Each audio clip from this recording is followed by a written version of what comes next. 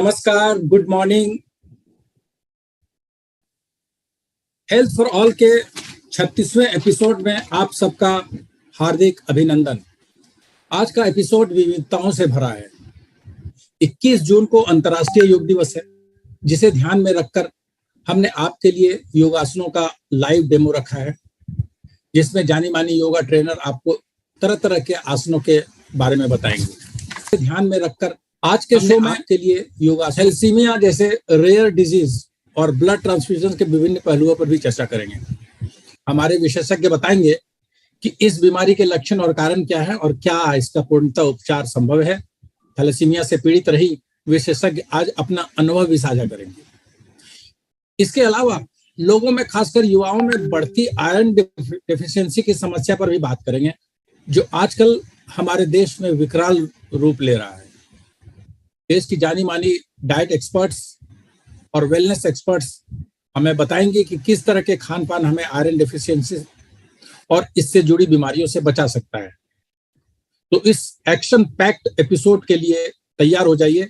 हमारे शो अगले 3 घंटे तक यूट्यूब और फेसबुक पर लाइव रहेगा। तो सबसे पहले देखते हैं ये round up video.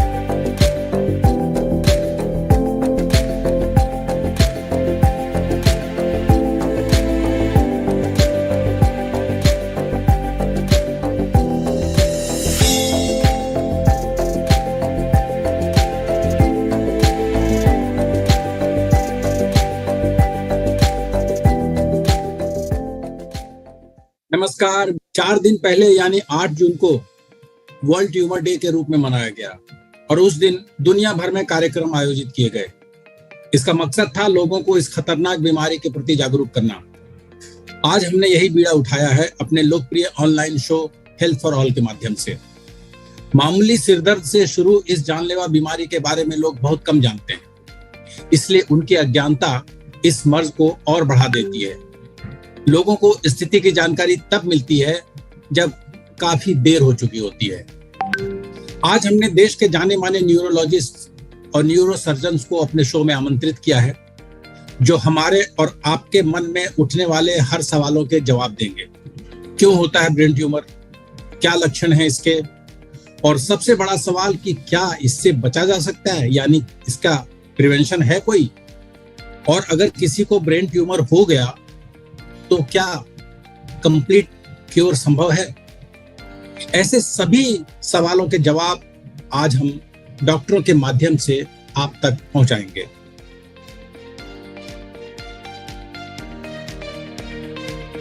We commence the first session on yoga for mental health.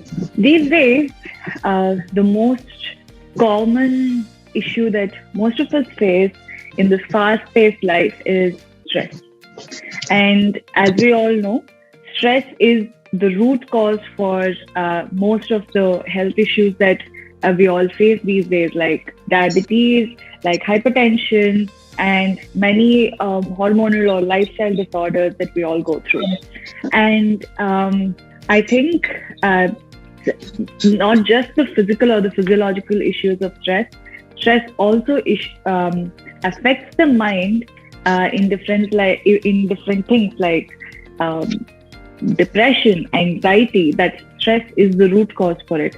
अगर life में कुछ गड़बड़ हो जाता है तो we all get stressed about it, and if we don't know how to deal with the stress, and if we are stressed for a prolonged period of time, that results in anxiety, depression, and having anxiety and depression for a longer period of time result in many other clinical mental health disorders. So today's practice will be focusing on calming the mind.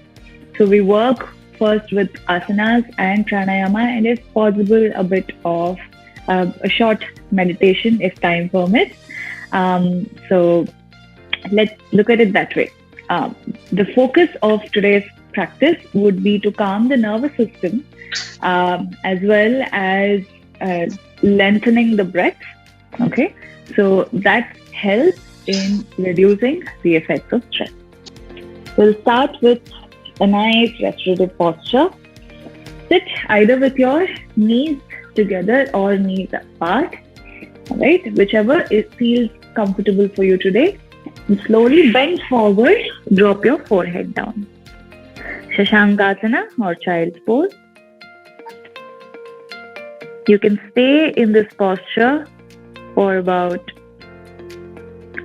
3 to 5 minutes. This is a wonderful posture to regulate your breath. This is an amazing posture to regulate the nervous system. Remember not to tighten your shoulder here. Keep your shoulders relaxed. And as you exhale, imagine that your body is sinking into the floor. Slowly inhale and come up. Now close your eyes and observe your breath. Doing this posture immediately changes the course of your breath. If you've had a stressful day, a stressful time, the breath becomes very short and shallow, right? And doing a posture like this opens up your breathing channels and pathways and increases the effectiveness of your breath, right? Now, come on all fours. Now, remember your knee is in line with the hip, your hands are in line with your shoulders. Now, inhale, lift hip, chest, and the head up, look up, curling your back. Exhale, round your back and push away from the floor. Inhale, exhale, inhale, exhale.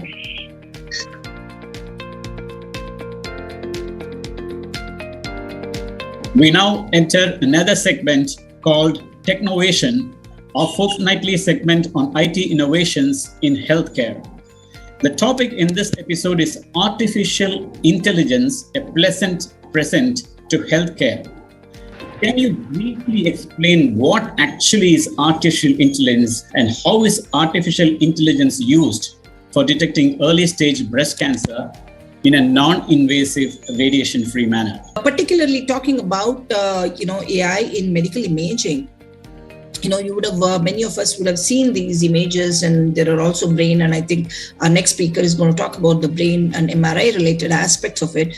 What I want to sort of, focus on is radiology in general, where you use these machines to actually look into the body, because you cannot actually, if you want to know whether somebody has cancer, you cannot actually poke every bit of the skin. Obviously you need to know where is a likely lesion, where is a likely tumor, and then you can do a tissue test at that particular location, right? And so in order to look into the body, we have different types of imaging methodologies, right? And so it could be, MRI, it could be X-ray, it could be ultrasound, it could be an infrared ultrasound, and so on, right? Many methods. But so all of these machines you're seeing are these imaging devices, and use of AI will help in identifying the likely location, right? I mentioned briefly. So this is usually and traditionally done by expert radiologists who are trained to look for abnormalities in images. But what happens when you're looking for early detection? Because early detection is very, very important to save lives. When you do early detection, you're actually screening and imaging almost everyone in a preventive manner. When you're trying to do that, there's huge lot of data or images and tasks, right? Interpretation tasks. The radiologists, becomes a shortage of expert radiologists because there are only about 18,000 radiologists in the whole of India, for example, right? So this enhanced productivity of the radiologist is very much needed in order to have faster diagnosis, better diagnosis, reduce errors in diagnosis, and overall increasing the patient outcome of detecting, abnormalities early. And as I mentioned, AI really loves pattern recognition. It does very well. And that's why it's a good synergy between the benefit that AI can provide to healthcare and what radiology needs. And then one of the primary areas where AI is used in healthcare is in radiology. And I'm going to talk about briefly, for 5 minutes or 10 minutes, about how AI is used in breast cancer diagnosis. And a quick statistics: it is one of the largest cancer killers in women.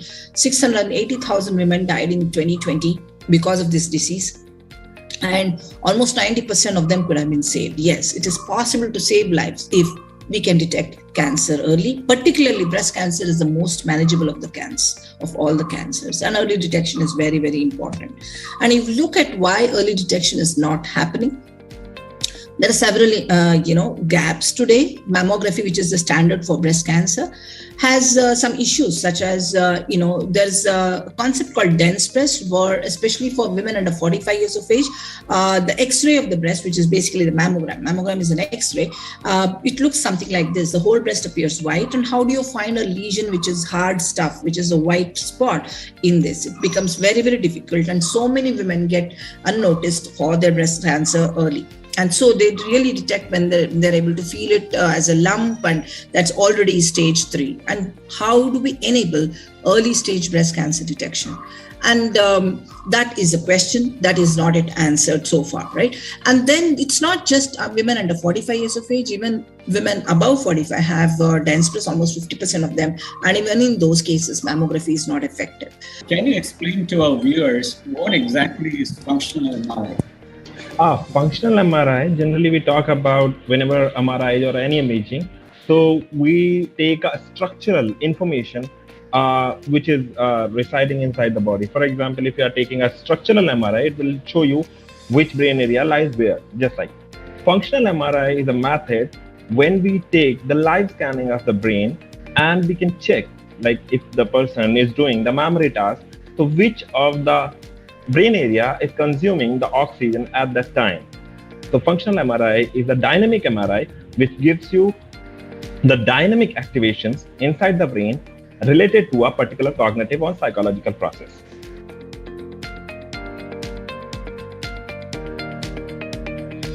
The next segment on Health4All is on brain tumor diagnosis and management.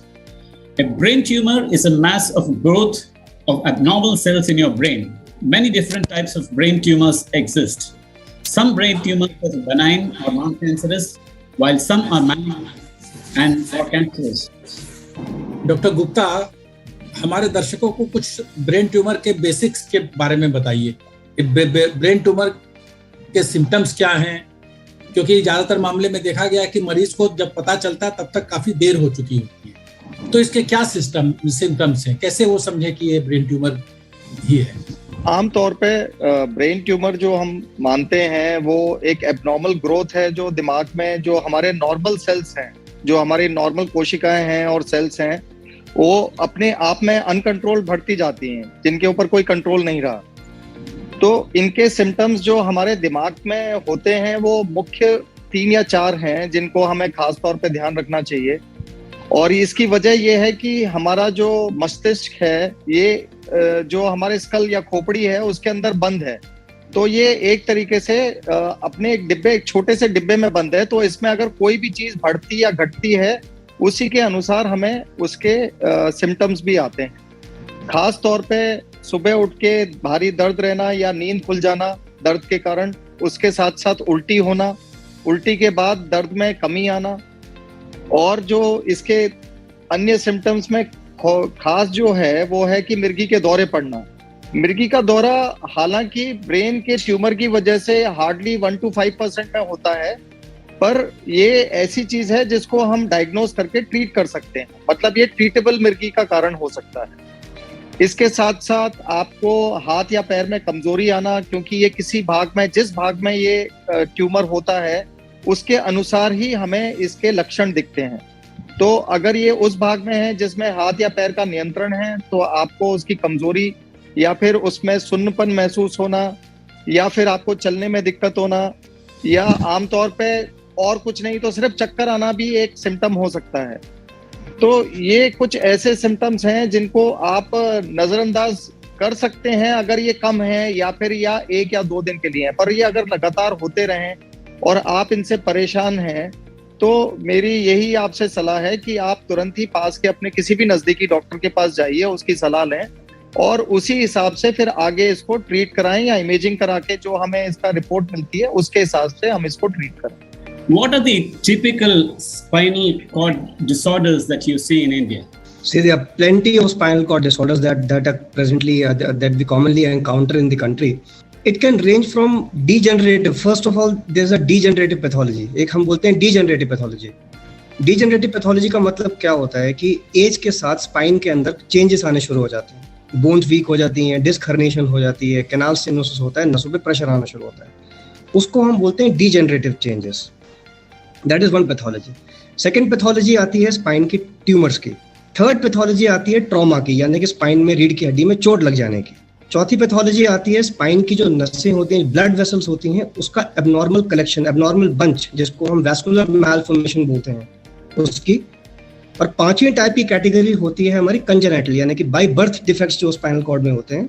कई बच्चों की spinal हड्डी split होती है, पीछे से नसें वहां से बाहर निकल रही होती हैं, उसको हम डेवलपमेंटल प्रॉब्लम बोलते हैं। तो ये 5 ब्रॉड कैटेगरीज है स्पाइन प्रॉब्लम्स की, जो हम लोग कॉमनली एनकाउंटर करते हैं ओपीडी के अंदर। कहीं मैंने पढ़ा था कि महिलाओं के केस में सिम्टम्स कुछ अलग तरह के, कुछ एडिशनल भी होते हैं, जैसे एक्सेसिव बॉडी हेयर होता है, लैक ऑफ मेंस्ट्रुएशन होता है। ऐसा क्यों? देखिए, जो ट्यूमर है वो अपने केमिकल्स रिलीज करता है। दूसरी चीज, ट्यूमर जैसे है वो कौन से पार्ट से आया है, प्राइमरी ब्रेन का ट्यूमर है कि बॉडी के अलग अलग पार्ट्स भी इन्वॉल्व हैं, तो ये सब लेके हार्मोनल इम्बैलेंस कर सकते हैं, जिसकी वजह से भी ये प्रॉब्लम आ सकती है। फिर कौन से हिस्से का ट्यूमर है, एक मेन हमारी ग्रंथि होती है जिसको हम बोलते हैं पिट्यूटरी ग्लैंड, वहां का अगर ट्यूमर है तो वो भी आपके सारे हार्मोनल कंट्रोल पूरा पिट्यूटरी ग्लैंड में बैठा होता है, वहां से भी आपके सारे हार्मोन कंट्रोल आ सकते हैं। तो डेफिनेटली अगर वहां पे है तो वो भी हार्मोनल चेंजेस ला सकता है। Can you use artificial? See, headaches are of many types. You have migraine, you have this headache, that. Can you use artificial intelligence to grade headaches? So pain is something that is very difficult to grade, because right now we don't have anything that can measure pain. I think so. First thing is, when somebody has a headache, what is the intensity, of the headache the person is having? I think based on artificial intelligence, we can put in algorithms. I'll give you an example, right? Like, let's take a migraine. Now, if we were to put in algorithms that if somebody has a headache, is it unilateral, bilateral? What type of the headache is it? Is it throbbing? Is it a dull headache? Then based on that, is there nausea present? Do they have vomiting as well? Is there light sensitivity, noise sensitivity present? How long does the headache last? So based on multiple symptoms and clinical features of the headache, we can make algorithms that can probably help identify maybe the type of headache. But there's a lot more than goes into headaches. It was so easy just to identify the type, because when it comes to management of the headache, I think my colleagues will agree, it's such a multidisciplinary approach, because a lot of times there could be an underlying issue as well, like mental health issues, something very simple as anxiety, depression, if we take, or even maybe uncontrolled high blood pressure. At times, those simple things also contribute to the headache. So I think algorithms, artificial intelligence, I always believe, will always be a tool, but can never take off. And I also believe that they cannot be a replacement for the clinical examination and history of a patient. The doctor-patient bond and relationship is so important. And I think that's where people, because what makes me scared for the younger generation, I'll be honest, Dr. Shankar, is that if they are not going to do a clinical exam, if they're not going to do a proper history, which we see sometimes now, that the history taking skills are not as strong as they used to be when we were younger. You cannot, you cannot treat that patient. End of the day, we're dealing with lives. So always we have to use, I think, artificial intelligence will always be a tool, but it can never replace our own thinking power and our evaluation, because it's not generalized medicine. In actual reality, it's always personalized medicine. I think every patient we see, it's a personalized approach.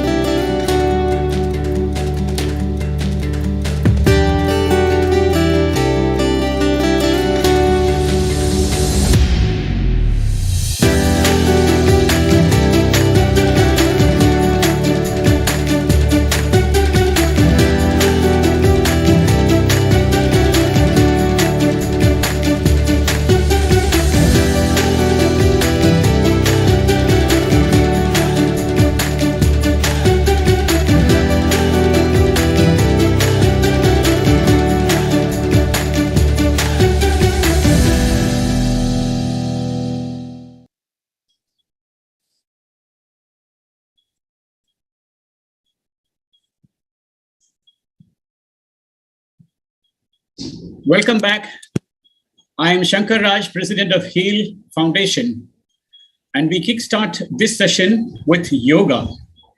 This time, the yoga session is of significance because the International Yoga Day is just 2 days ahead on June 21st. Yoga has fast caught the imagination of people all around the world. The ideal way to good health is to combine yoga with your regular walk or jogging and other activities. I am not an expert on yoga, but we have with us Dr. Pooja Pandey, a popular and certified yoga teacher. What sets her apart is that she is also an expert in aerobics and Zumba and runs Arogya Physiotherapy, combining all these techniques for better living. She's also the creative spirit behind her successful YouTube channel called Arogya Physio Tips. Dr. Pooja, welcome.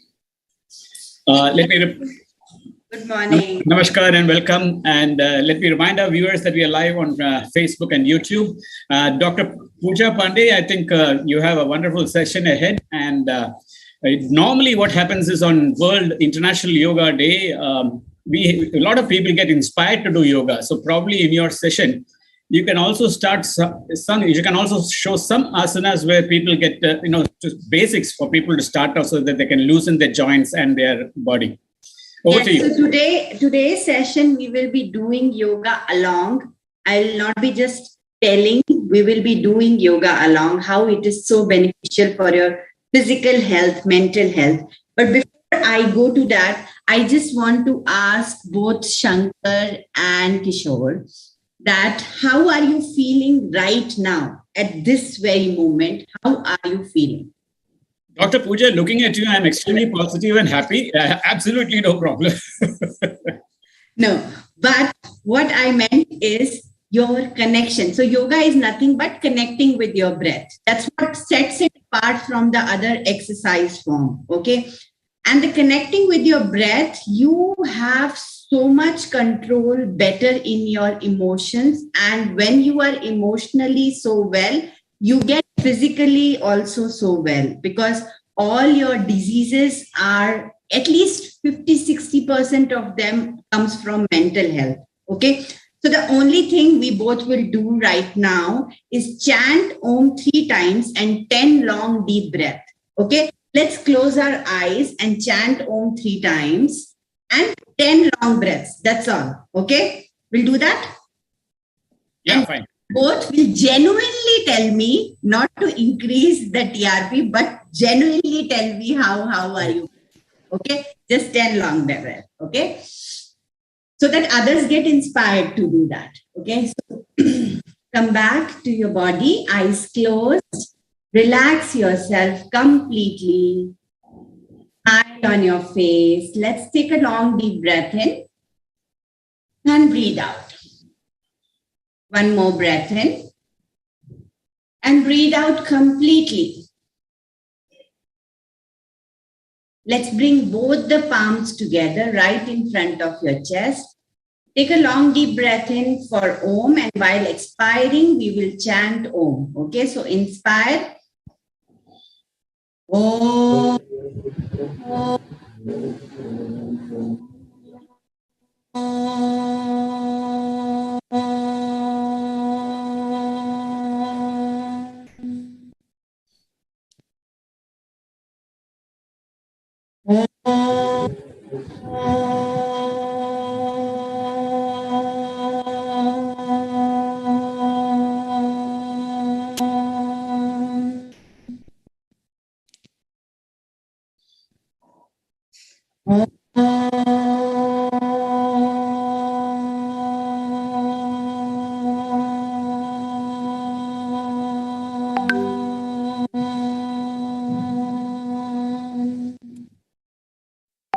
And relax completely.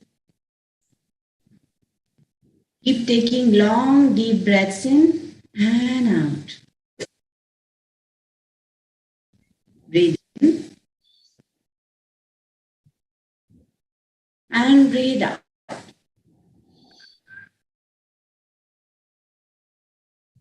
As we breathe in, we bring energy into our life. As we breathe out, we relax completely.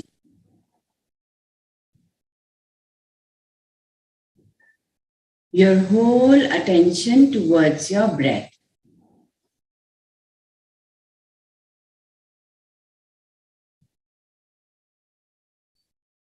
For 1 minute, stop thinking about what's going to happen, what's not going to happen. Just connect with your breath completely.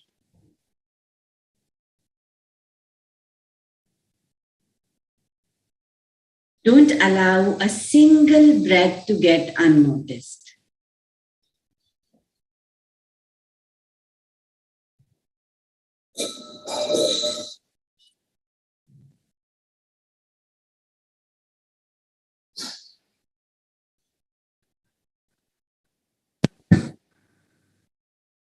Long, deep breath in and out.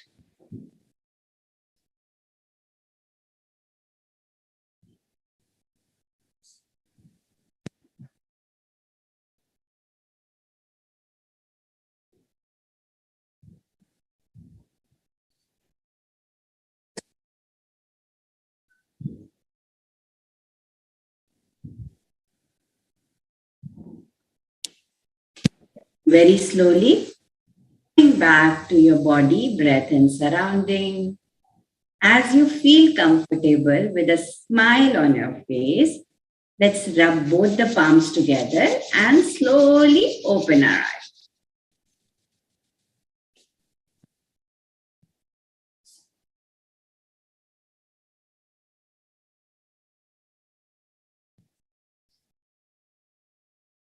How you both felt? Well, a lot of inner peace. I think some sort of tranquility.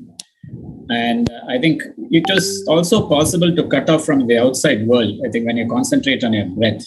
Yes. But I wanted to ask you, what exactly is this focus on your breath? What exactly is that? See, do you remember when we used to be child and we used to look outside the train, or we never used to have so many toys? We still were so happy with getting bored. Getting bored itself was another kind of pleasantness. Okay. You could sit somewhere and just keep on looking outside for hours together and not notice that 3 hours have gone. Can people of today's era do that? If 1 minute they will not find their phone, they will look for the phone. There's so much of thoughts and so much of things going on in your mind that you can't sit quietly and silently even for some minutes or some seconds. Yoga is, and we don't connect with our own self. We are so happily connecting with everybody else that you actually don't know what's going on inside you, what you are thinking, what you're feeling. Okay. So it's very important that today era, irrespective of your caste, creed, religion, which place you belong to, whether you are from India or outside India, you need to do yoga, because this calmness, this peace, this silence in the mind can only happen when you connect with your breath. Okay? Silence in the mind is very important. For some time, you should not think. You should just let go. Okay? And it's a very bad myth that, yoga is about concentrate. Concentrate here. We don't have to concentrate. We have to let go. You realize with yoga that, nothing is serious. There is so much of joy in everything. Okay. So not to take things so seriously, because even if I'm feeling angry right now, I just close my eyes and 15 long deep breath. I will not be angry after 5 minutes. Just connecting with your breath, that anger will automatically come down. So it's very, very important in today's era for especially young children, teenagers, the young youth who are in software, computer all the time. They should definitely sit, close everything, no Netflix, no Amazon, just sit with your breath and just enjoy. Many people tell me, I just can't sit for 10 minutes. How can you sit for 10 minutes closing your eyes? And I always tell them that if you cannot sit with yourself for 10 minutes, imagine the people around you. How are they bearing with you? You yourself cannot bear yourself. And then other people, look at your husband, look at your children, they're all bearing you for years together. So bear yourself for 10 minutes. Okay. Sitting with yourself is a joy. And once you experience it, it doesn't come, you don't change over 2 days. You change, or genetically you will change, you will be another person if you are doing yoga constantly for say 60 days. It will just be so essential for you. You will start enjoying that. Okay. And I always say that I'm not telling you to just do yoga. I'm saying incorporate all kind of exercise. If you love running, please love, so you have already done a lot of physical, at least do pranayam and meditation. Okay. So every person who is here, who is watching this and who is going to watch the recording, remember that yoga is no more an option. You have to do it if you want to be mentally and physically well. Okay. So we'll start with small joint movement. You have not taken Kishore's reaction.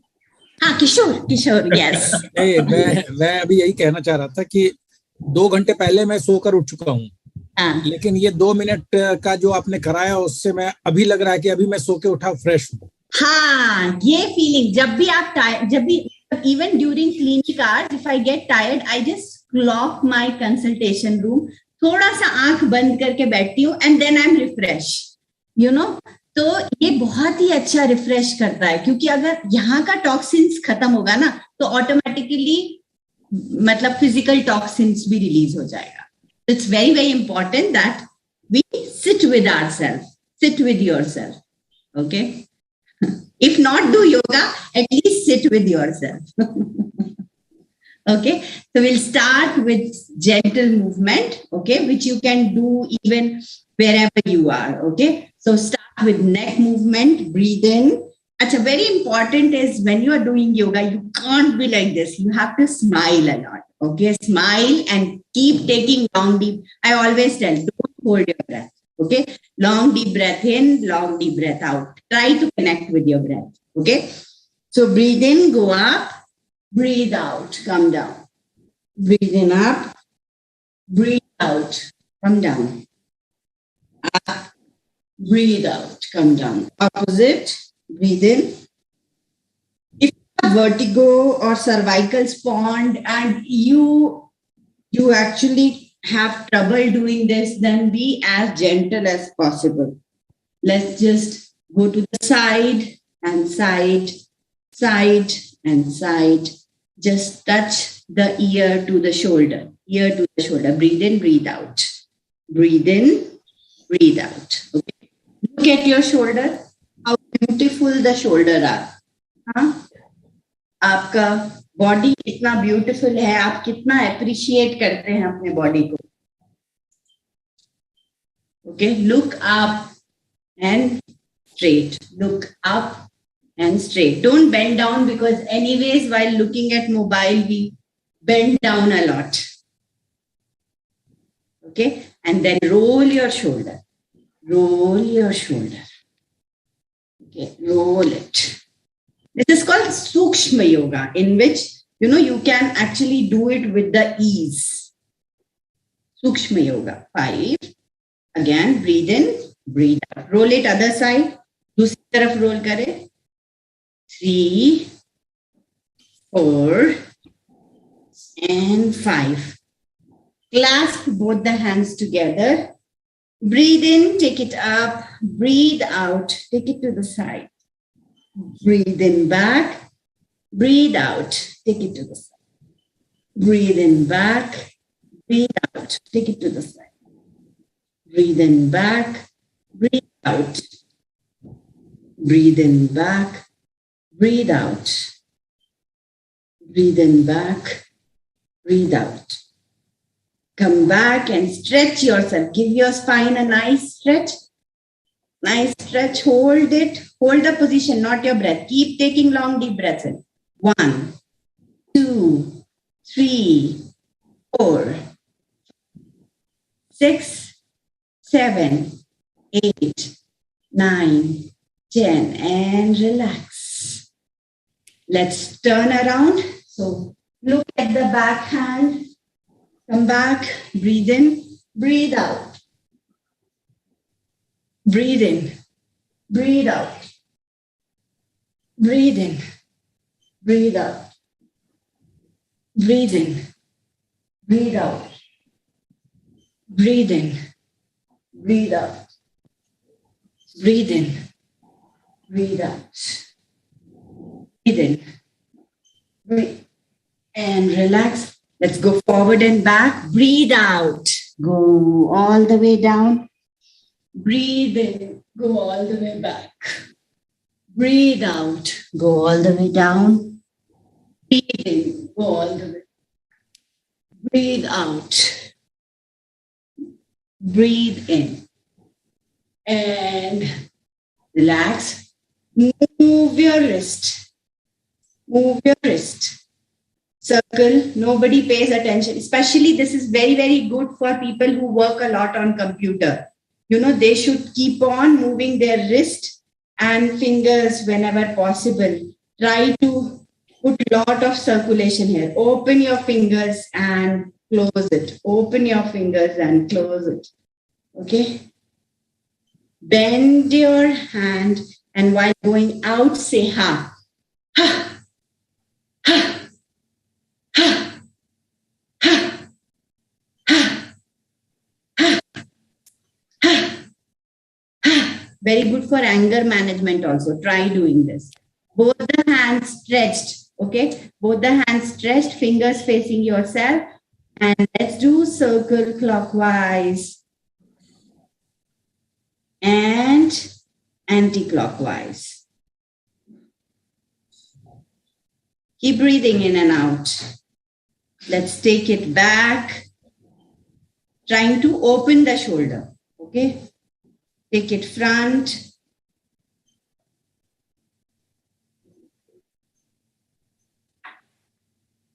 And hug yourself nicely. Breathe in. Breathe out. Breathe in. Breathe out. Breathe in. Breathe out. Breathe in. Breathe out. Breathe in. Breathe out. And relax. Now, let us come on to kneeling position. Okay? Kneeling position. Trying to take your one leg up and down. You're trying to open up. Okay? Breathe in, breathe out. Breathe in, breathe out. Breathe in, out. Breathe in, out. Now, this time when I do it, I also stretch a little bit, trying to open up my hips. Okay? Keep breathing in and out. I'm basically doing a Sukshma Yoga. I'm trying to open up the joint. Because all of us, हम लोग sofa में बैठ के इतने tight हो गए हैं कि बॉडी ओपन करने में भी टाइम लगता है. Okay? Let's go back and move the pelvis. Breathe in. Breathe out. Breathe in. Breathe out. In. Out. 4. Out. 5. Out. Opposite. Breathe in. Breathe out. Breathe in. Breathe out. Breathe in. Breathe out. Breathe in. Breathe out. In. Out. Now open up your hip. Breathe in. Breathe out. In. Out. In. Out. Let's do it on the other side. Breathe in. Out. In. Out. In. Out. And relax. Okay. Let's move the knee. Breathe in. Out. In. Out. In. Out. Opposite. In. Out. In. Out. In. Out.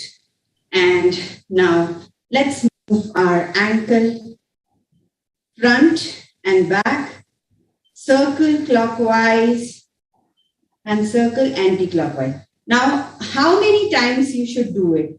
As many times as possible for you. It depends on how much time you have. I can take a yoga class for 2.5 hours and I can take a 15 minutes yoga class.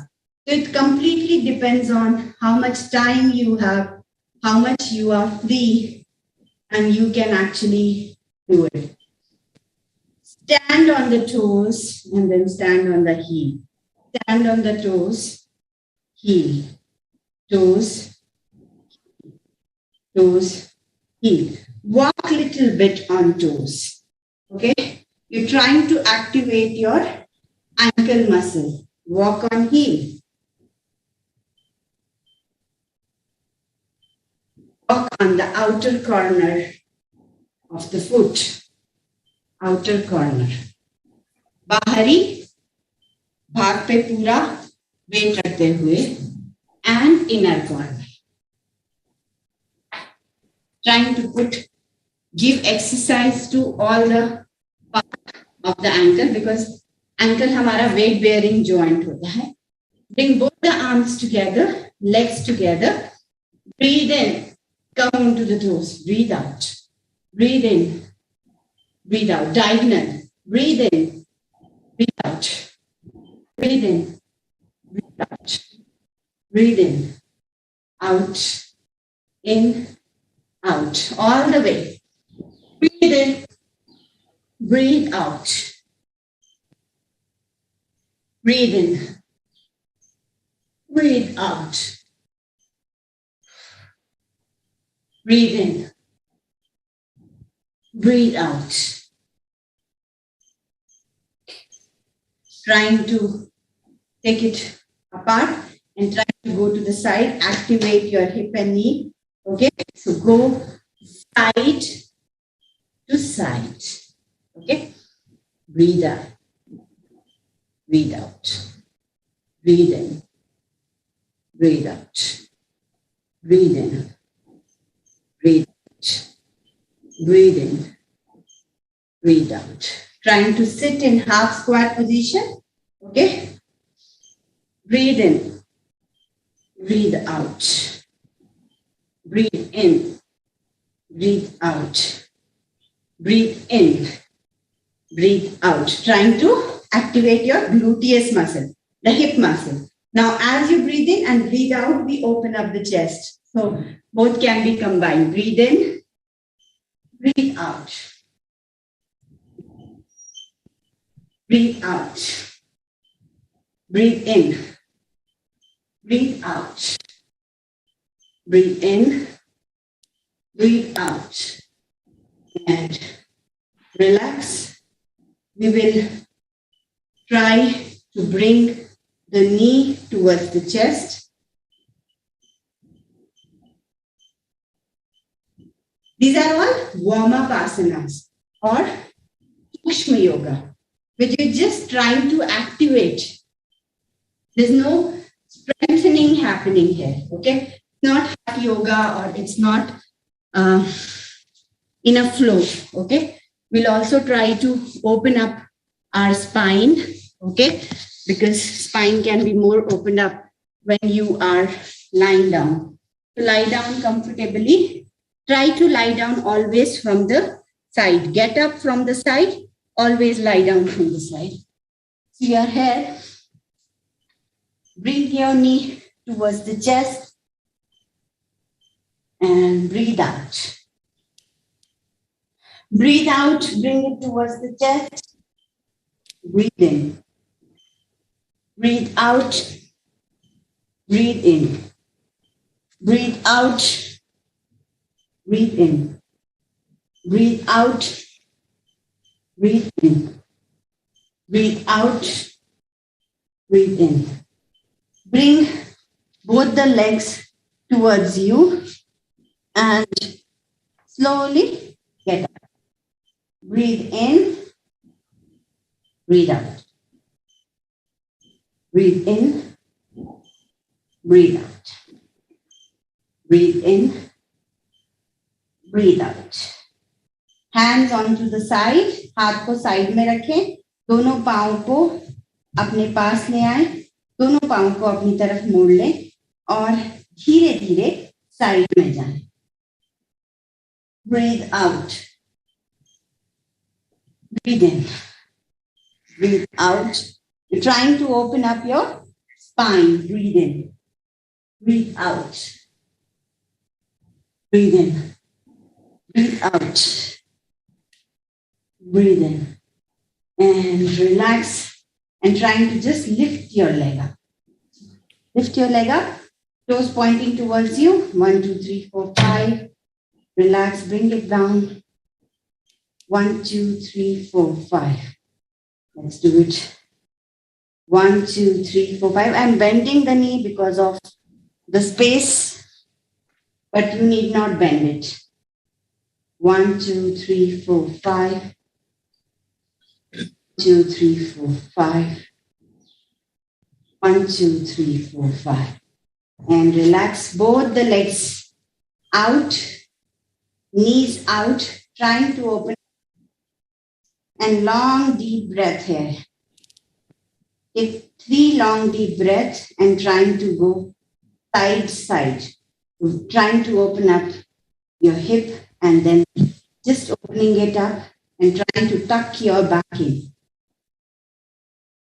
Mat ke against back ko dabaएं.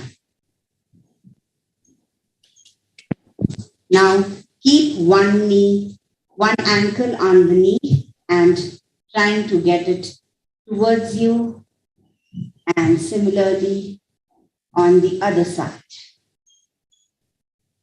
You're trying to stretch it out. Now one leg straight, bend towards you and trying to stretch your hamstring muscles, which get tighter sitting on the sofa all the time. Okay. And relax. And similarly, let's do it on that side. Now turn to the side slowly. And what we will do is we will take the leg front and back.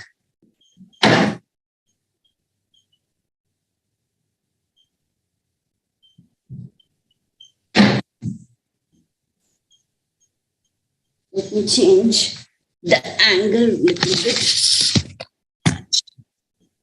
Yes, it's better. Then open it up, close. Breathe in, breathe out. Breathe in, breathe out. Circle clockwise and circle anti-clockwise. Similarly, you will do it on the other side. I'm not doing it because of the time constraint. And you can lie down on the tummy, breathe in, go to cobra, breathe out, come to mountain. Try to open your calf, go down, breathe in, cobra, breathe out, mountain.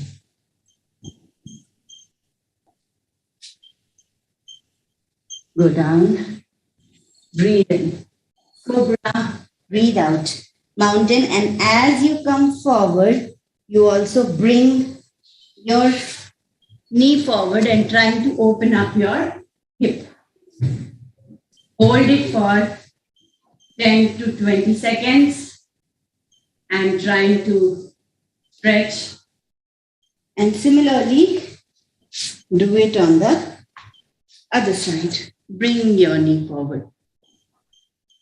Keep breathing in and out. No holding breath. Now, as you take it out, either step or jump and sit in the squat position, because it's very, very important to sit in squat and open up your hip. Open up your hip. Keep breathing in and out and don't forget the smile. Okay? Try to shift your weight from right to left, left to right. Okay? Slowly sit down and open your hip further with a butterfly. Yes. Now trying to bring your hip towards you nicely, as if the mother is holding the child. Nicely rotate it. Kiss the child. And put back down. Similarly to the other side. Now these exercises are very important because we sit on a bench and we work on computer whole day. The children also, we don't use Indian toilets. So it's very important to open up your hip. Okay. Slowly breathe out. Try to open your hamstring and back. Breathe in. Go up. Breathe out.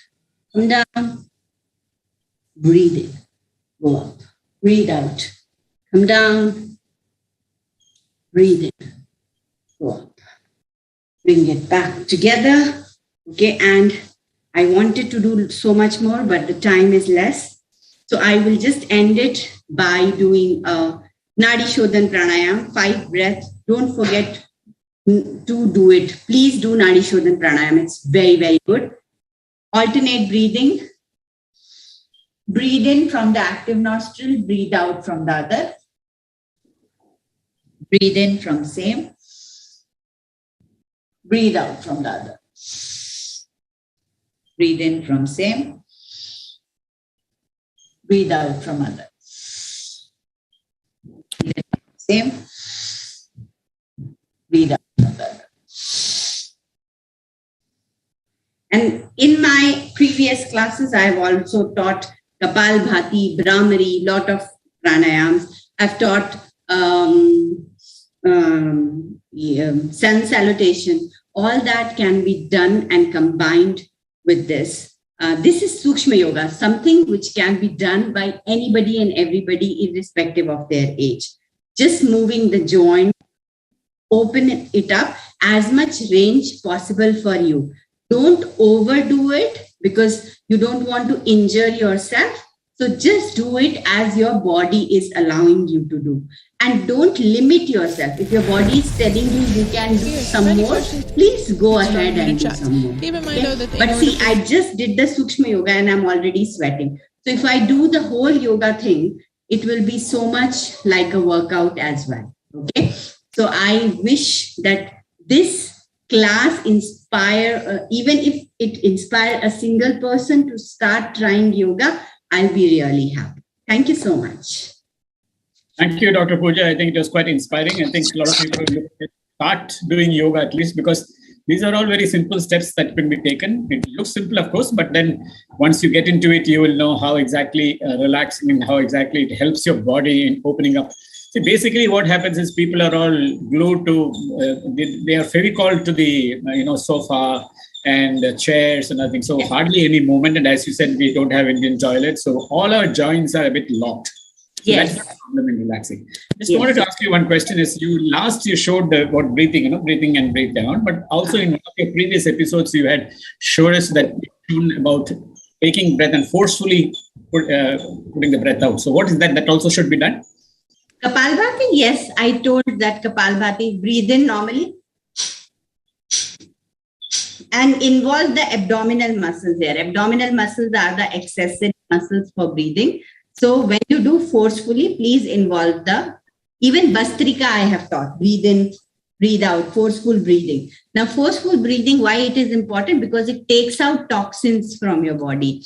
One of the ways you can release the toxins is also through your breath. So I always say that in your normal routine also, try to pay attention to your breath and take 4 long deep breaths in, but take out 6 long deep breaths. So your expiration has to be longer than your inspiration because you want to take out the toxins more. Okay. So that I always insist on. Yeah, Kishore, your questions? Doctor Pooja, आपने गर्दन का ये करके दिखाया था, हम लोगों ने भी किया था। जिनको सर्वाइकल का प्रॉब्लम है, क्या वो कर सकते हैं? हाँ, तो वही मैंने बोला कि अगर आपको सर्वाइकल का प्रॉब्लम है या वर्टिगो का प्रॉब्लम है, चक्कर आते हैं आपको, तो आपको जेंटली करना है। करना तो है क्योंकि आपको नेक को मोबाइल रखना पड़ेगा, वरना और लॉक हो जाएगा। तो अगर मैं इतने स्पीड में कर रही हूँ, तो मे बी एक सर्वाइकल स्पॉन्ड patient can take their time and breath के अंदर एक खत्म करे and slowly do it on the other side. So हाँ, करना तो पक्का चाहिए, बिकॉज अगर वो नहीं करेंगे तो उनका नेक लॉक हो जाएगा। तो ऐसा करने से उनको फायदा भी हो सकता है सर्वाइकल की। हाँ, और एक्चुअली फिजियोथेरेपी में एक एक्सरसाइज है जिसको बोलते हैं आइसोमेट्रिक एक्सरसाइज, जिनको एक्चुअली गर्दन घुमाने में भी बहुत प्रॉब्लम होता है। वो सिर्फ और सिर्फ यहाँ प्रेशर दे के अगर रखें तो धीरे धीरे मूवमेंट आएगा। तो ये 1, 2, 3, 4 और ये 5। तो ऑपोजिट प्रेशर देना है और होल्ड करके रखना है 10 सेकंड तक, और ऐसे 8 से 10 बार रिपीट करना है। इसको बोलते हैं isometric exercise. Thank you Pooja ji. Thank you. Thank you very much, Dr. Pooja, and wishing you all the best for the International Yoga Day. And what's your program for the International Yoga Day? For me, there is no special program. Every day is Yoga Day for me. Yeah, no, but do you have all your students coming in and having a celebration or sort of doing yoga together? Yes. So in that class, I will be taking a special yoga class. That's all. Right. Thank you very much. Good. Thank you very much, and wish you all the best. And I hope people get inspired. Thank you very much. Thank you. Welcome back. We now have a video on a workshop that was conducted last week. In this video, Dr. H.K. Chopra, Senior Consultant Cardiologist, Medanta Moolchand Heart Institute, New Delhi, speaks on preventive strategies against heart attack in young adults. This issue has gained more significance post-COVID as young adults in their prime productive age group are falling prey to heart ailments. Over to the video.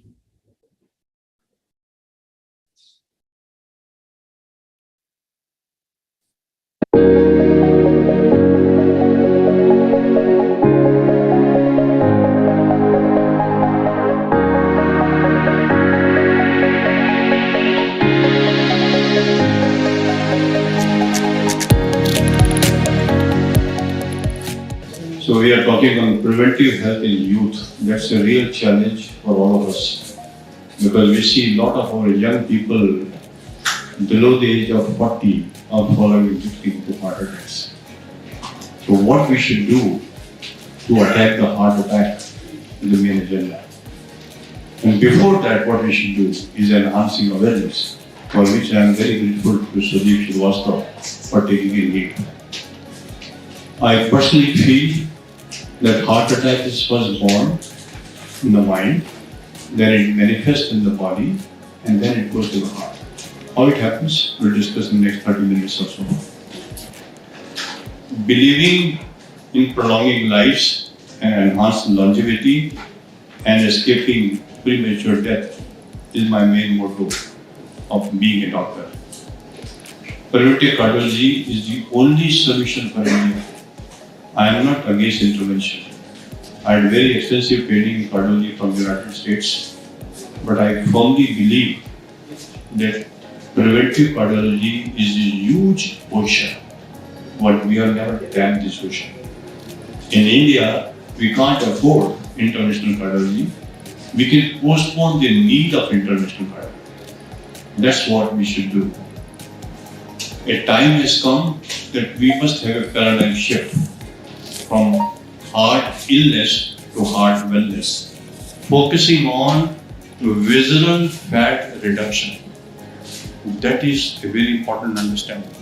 My first work, which was published in Indian Heart Journal in 2007, first time from India to the world on visceral fat. The people who have a lot of visceral fat, they are more prone to get premature heart problems, brain attack, heart attack, leg attack, eye attack, liver and nose attack. When I talk about visceral fat means what is within us, not a subcutaneous fat. Visceral means inside the organs, like around the heart, around the liver, what we call as fatty liver, fatty kidney, fatty intestine, fatty stomach, fatty eyes. These days when we do a fundus, we see a fat deposit there, and fatty blood vessels. We have about 60,000 miles of blood vessels in this, functioning all the time, and 6 billion capillaries in us. छोटी-छोटी नाड़ियाँ होती हैं, capillaries, where the blood is flowing like a stream. The health of blood vessels is very important. We have 60 trillion cells in our body, and there are 6 trillion chemical reactions with 60 neuropeptides. Everything is happening in accordance with the law of nature in you and me. We have to optimize this homeostasis. अगर optimize करेंगे तो हम healthy होंगे, और अगर fatty fat भरा होगा तो सब चीज obstruction हो जाएगा, and we cannot have health. So that is my main agenda. How to reduce visceral fat is the main agenda, to highlight the burden which Swadeep just mentioned: hypertension, heart attacks, metabolic syndrome or obesity, diabetes and heart failure, what to recommend in preventive strategies, how to diagnose them, how to screen them. Screening is very important, and how we can prognosticate and enhance the prevention modalities at a primordial level, primary level, secondary level and tertiary level. And to highlight the power and promise of lifestyle. हम लोग की lifestyle अच्छी जब होती है. I go to Lodi Garden for last 42 years now, and I see a lot of people coming to Lodi Garden only after getting angioplasty. They have no idea where to go for a walk. Very pathetic. They have devices fitted in, pacemaker लगे हुए हैं, फिर concept करें walk. I met one lady, she had a cancer of the ovary. And she is told to go for a walk. It may help her. It's too late. तो ये शुरू से होना चाहिए. कहते हैं primordial, before the disease is born and before the risk factors are born. So we have to understand that lifestyle should start from the womb. The baby moves in the mother's womb, and when the baby is born, he should continue doing exercises and motion throughout life so that he remains healthy. And then we should have some method of screening it. कि सब ठीक चल रहा है कि नहीं, तो screening machine होना चाहिए. उसी से मालूम पड़ेगा कि हमारा मेटाबॉलिज्म ठीक है कि नहीं. When we say metabolism means body mass index एक चीज है, body mass content दूसरी चीज है.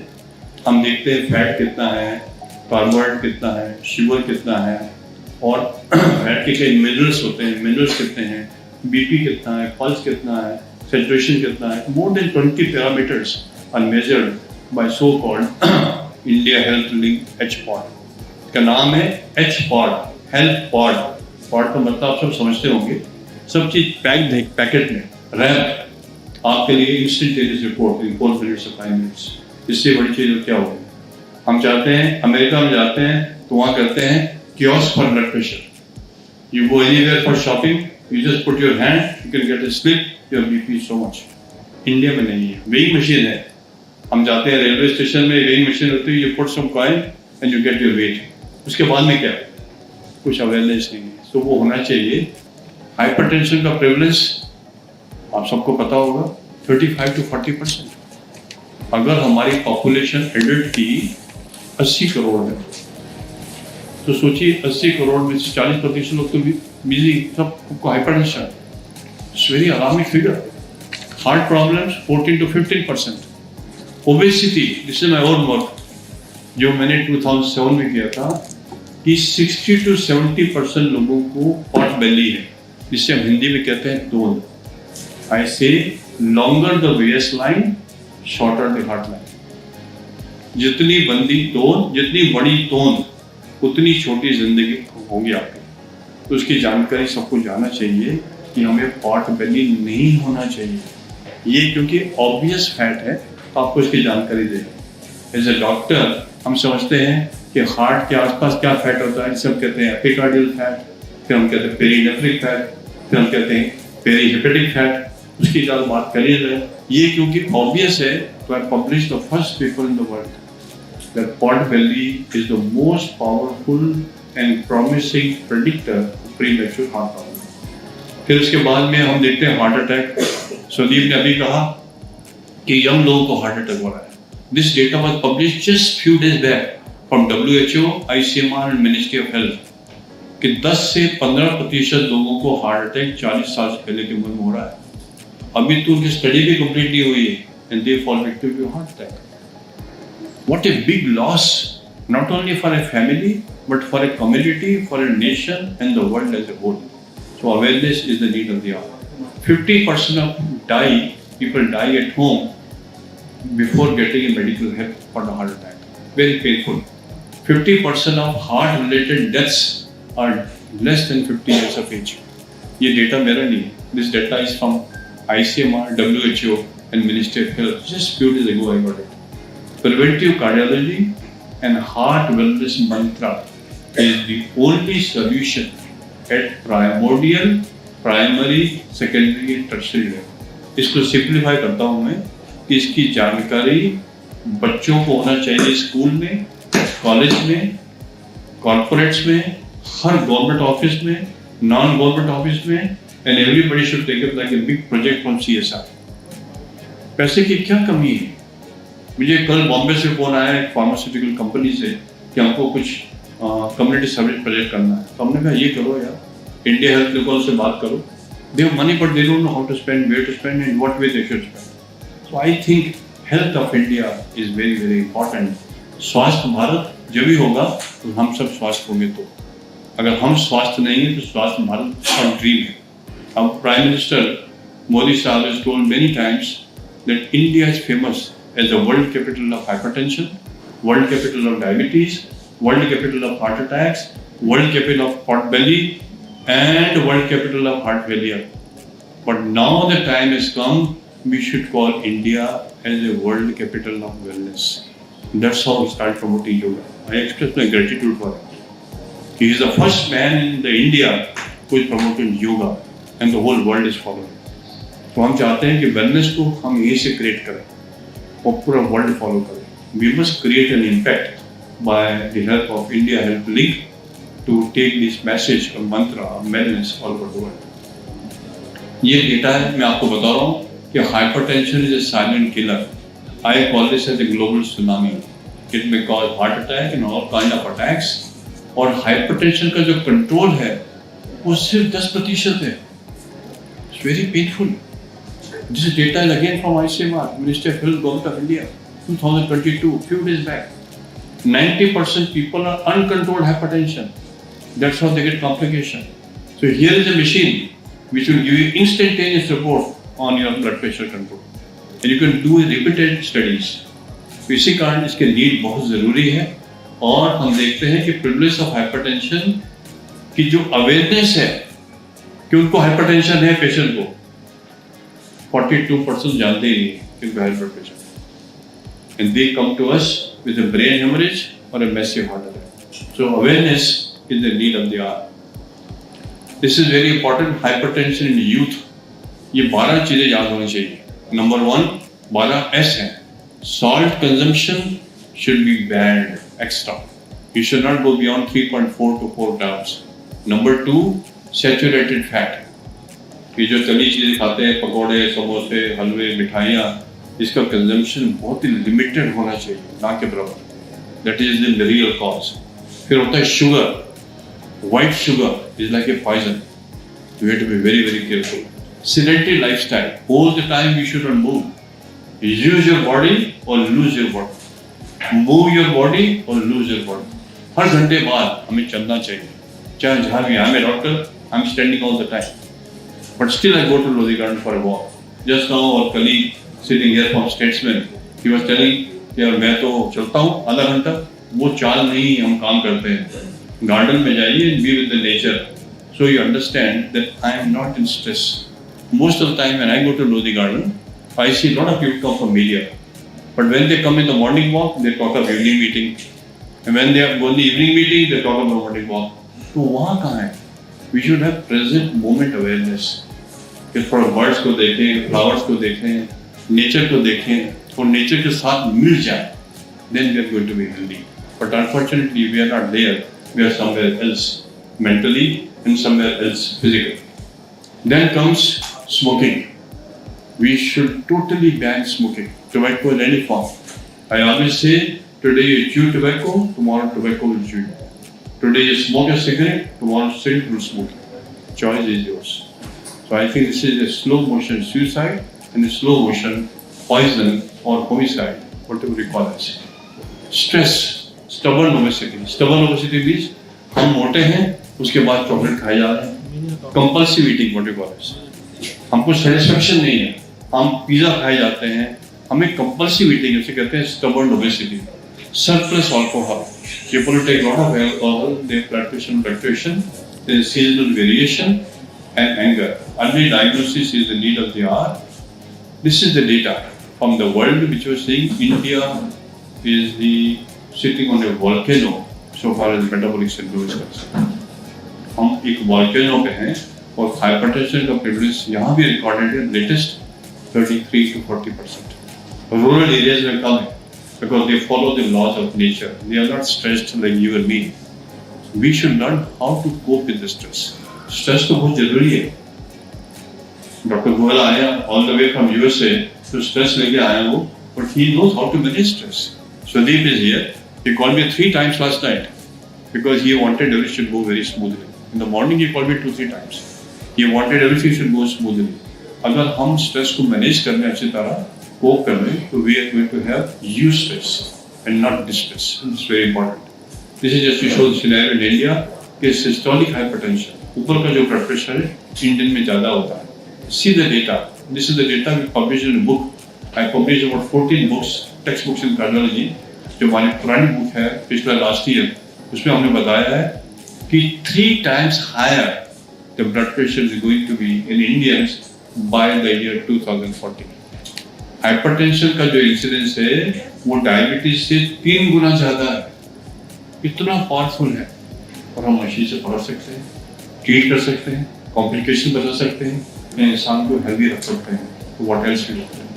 This is the data we show India in the top. See here the data, leading risk factor for high mortality worldwide is high blood pressure. See the data here, leading global risk factor is high blood pressure. अब heart attack का burden देखिए आप, is 10 times higher in Indians. Younger Indians में heart attack की क्षमता 10 गुना ज़्यादा है। 10 से 15% लोगों को हार्ट अटैक होता है। और मेटाबॉलिक सिंड्रोम देखिए आप, 65% of people have a metabolic syndrome in India. Mostly Punjab, in Delhi and Kerala.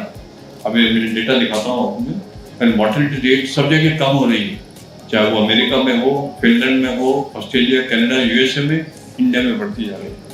वहाँ अवेयरनेस बहुत है। It is without media we are incomplete, so media has to sensitize. Without media we will totally fail in all our attempts. The last line is very important कि heart attack से mortality 50% Indian में हो रही है for less than 50 years.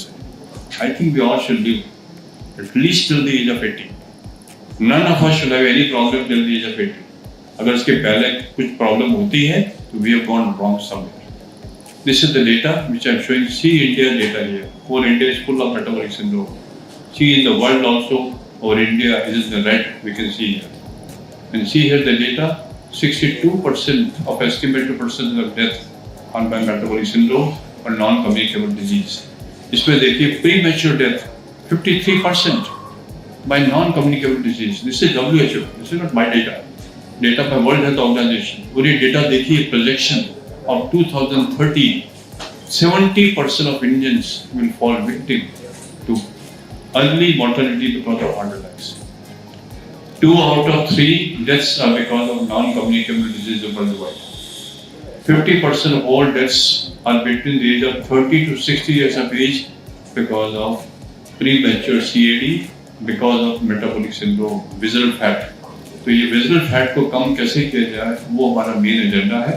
ये देखिए हमारा data जो पब्लिश किया हमने, India is on the top of metabolic syndrome. C the data of heart attacks 14%, 14% हमारी जो पॉपुलेशन है, एडल्ट पॉपुलेशन, उनको हार्ट अटैक हो जाता है, चाहे मैन हो चाहे वुमेन हो। They also compete. Even women also competing now. In the olden days, we were saying no, women are immune till 45 years of age because their hormones are protective. These days, they also smoke, they don't exercise, they also have a lot of stress, they are also working, so they are also competing for a heart attack. And see the data. From 1960 to 2022, rising. Mortality is also 16 to 20%. Angioplasty हुई, bypass surgery हुई, उससे mortality कम नहीं हुई। It is a panacea, I agree, but in acute emergency हम चाहते हैं 80 साल तक किसी आदमी को या औरत को नौबत ना आए कि उसे एंजियोप्लास्टी करानी है, स्टेंट कराना है। And see the data to show metabolic syndrome is a major risk factor. Visual fat is a real factor. अगर हम इंडियन हैं तो हमारी रिस्क वैसे ही बहुत ज़्यादा है जेनेटिकली, क्योंकि 10 साल पहले हमें हार्ट अटैक होता है और डिजीज हमारी एक्सटेंसिव होती है, 3 वेसल होती है, 4 डिस्टल रडा, और मेटाबॉलिक सिंड्रोम बहुत ज़्यादा है और एमर्जिंग फैक्टर भी इंडियन में ज़्यादा है। हमारे प्लाक रप्चर हो जाते हैं और हार्ड हो जाते हैं, तो उससे लोगों को हार्ट अटैक हो जाता है। अभी जो केके की बात आप सब लोगों के मन में होगी, जो कोलकाता वाले हैं, he had a concert, after concert he was tired, he was fatigued, he went and then he did not get up. It is sudden death for sleeping. There is no time. Because जो हमारे plaque होते हैं coronary artery में, अगर वो dissect कर जाए, rupture कर जाए, तो वहाँ क्लॉट बन जाता है और एकदम इरेगुलर हार्ट होता है, डेथ हो जाती है। ये पेन भी नहीं होता उसके अंदर। तो you have to be very very careful कि कैसे। और we have seen our Sourav Ganguly heart attack at the age of 46, this fellow who is the Romeo D'Souza, who was the great guy. He also had heart attack in 46. Kapil Dev in the age of 61, 62. ये तो सब लोग को जानते हैं आप, जो वो ना बता रहे हैं आपको. Sports people they die, or Australian top cricketer sudden death. So I think these are all happening, and it's a matter of great concern. So we have to start thinking very seriously by the motion and movement created by Sudeep and by Dr. Goyal, and I'm sure Dr. Rawat is also part of it. This is a real movement, and I'm very happy to participate with them. STEMI, heart attack देखिए, heart attack का privilege 30 lakh लोगों को heart attack होता है हर साल भारत में. दिल्ली में heart attack की हालत क्या है ये देखिए आप. दिल्ली में heart attack 1 in 15 minutes, her 15 minute 1 minute खत्म हुआ 4 लोगों की डेथ हो गई. ये हार्ट अटैक हो गया लोगों को. और देखिए 100 पर day, 3000 per month, 36,000 heart attacks every year in Delhi alone. कितने दुख की बात. How to attack heart attack is the main agenda for which I have joined this movement with all the three of them, Dr. Goyal, Sudeep and Dr. Rao. And we can see here, mission attack, heart attack should be our agenda. See the data here, कि कैसे heart attack होता है, किस type का होता है और क्या क्या सिविरिटी होती है उसकी. और उसके बाद में है मेटाबॉलिक सिंड्रोम, जो हमारा सबसे ज़्यादा काम हमने किया है पूरे वर्ल्ड में, इज अ मेटाबॉलिक सिंड्रोम. आप पंजाब में देखिए, केरला में देखिए, गोवा में देखिए, तमिलनाडु में देखिए. फिर देखिए आप मेटाबॉलिक सिंड्रोम सेंट्रल में सेंट्रल ओबेसिटी, जिसकी मैंने बात करी थी तोंद के बारे में. सबसे ज़्यादा तोंद होती है, सबसे ज़्यादा रिस्क. तो मैं आप सबसे as a media person also advise you कि none of us should have तोंद, कि you are the role model for all of us from the media, and we as a doctor should not have तोंद. और हम ही तोंद लगा बैठे हैं तो कैसे रहेंगे. मेरे ख्याल से हम तीनों में किसी के तोंद नहीं है. ये फॉर्चुनेट, ये नहीं होना चाहिए. This is the most powerful protector of heart attacks. And we see overweight. अब लोग कहते हैं BMI क्या होता है. BMI बहुत सिंपल है कि जो भी हमारा बॉडी वेट होती है kg में और divided by height in metres को स्क्वायर कर दो. अगर 18 से 24 है तो नॉर्मल है, और जहाँ अगर 24 से ऊपर हुआ तो उसको हम कहते हैं ओवरवेट, और अगर 30 से ऊपर हुआ तो उसे हम कहते हैं ग्रेड 1 ओबेसिटी. 35 तक, 35-40 ग्रेड 2 ओबेसिटी, और जो 40 से हो गया ऊपर वो मॉर्बिड ओबेसिटी. तो आंसर इलियल बाईपास नहीं है, आंसर बेरेटिक सर्जरी नहीं है. हमको कंट्रोल करना है शुरू से ही कि हम बेरेटिक सर्जरी के शिकार ना हो. So I think this is possible by machine like this. Then don't gain weight. There is a check on your weight, check on your visual fat, check on your predisposition for heart attack, brain attack. तो this चीज mindset change होगा और sensitize होगा, और सबसे बड़ी चीज awareness होगी. This is my own data published in 2007 in Indian heart journal. इसमें मैंने दिखाया है कि हॉस्पिटल कम्युनिटी में 40 और 60 की उम्र में 65% लोगों को ओबेसिटी है. That means 2 out of 3 persons are obese, and mostly common in women as compared to men. Percentage difference is only 5 to 7%, but pretty common. This is the data. See the data here. 86% people have central obesity, and 78% were hypertensive. This data has been published, accepted in PubMed. This is the data. See the world data. Metabolic syndrome in India पूरा red है, मतलब brown है पूरा. हर जगह है metabolic syndrome India के अंदर. You can see here metabolic syndrome worldwide, and see the components of metabolic syndrome. Type 2 diabetes होती है, उससे कार्डियोवास्कुलर डिजीज होती है, high triglycerides, high bad fat, good cholesterol is less, bad cholesterol is high, sugar is high, inflammatory markers are high, और central obesity होता है. ये सारे कंपोनेंट हैं. हमने सारी स्टडी करी. जो नेक्स्ट फेज में हमारी स्टडी थी, हमने CRP मेजर किया. सबका CRP हाई था, इंटरल्यूकिन हाई हो जाते हैं, प्रोथ्रोम्बोटिक होते हैं. अब न्यू वी है कोविड ही था. कोविड वायरस वैसे ही prothrombotic, pro inflammatory, pro immunogenic है. And if you have metabolic syndrome on the top of it, we are at a very high risk that. So we should be very careful. कि हमें obese तो होना ही नहीं, क्योंकि पहले ही virus जो है वो ठीक नहीं है, तो we should work on it. ये बड़ी important slide है, जिसमें मैंने काफी मेहनत करी है बनाने में, just to please Swadeep. I worked really hard for this. हमने ये दिखाया है erratic consumption. अगर हम जो फास्ट फूड खाते हैं तो हमारा इंसुलिन रेजिस्टेंस हो जाता है, हाइपरटेंशन, बैड कोलेस्ट्रॉल बढ़ जाता है और इन्फ्लेमेशन हो जाता है, क्लॉट बनना शुरू हो जाता है और वो कोरोनरी आर्टरीज में और जो आर्टरीज हमारी हार्ट से ब्लड ब्रेन में लेके जाती है, कैरोटिड आर्टरीज में, सेरेब्रल आर्टरीज में और ऑर्टा में, सब में डिजीज पैदा कर देती है। उसे हम कहते हैं एंडोथेलियल फंक्शन और ये सीवीडी हो जाता है। तो this slide gives the whole spectrum कि बीमारी कहाँ शुरू होती है। Lack of exercise, eating the wrong food at the wrong time, at the wrong place, in the wrong manner, in the wrong dose, in the wrong environment. And toxic emotions makes us a toxic being.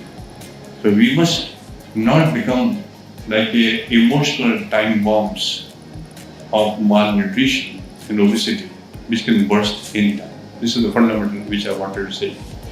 Mail के अंदर कभी भी 90 centimetre से ज़्यादा obesity नहीं होना चाहिए। Central हमारी टोन की जो साइज है 90 सेंटीमीटर से ज़्यादा नहीं होना चाहिए आदमियों में और 80 सेंटीमीटर से ज़्यादा फीमेल में नहीं होना चाहिए।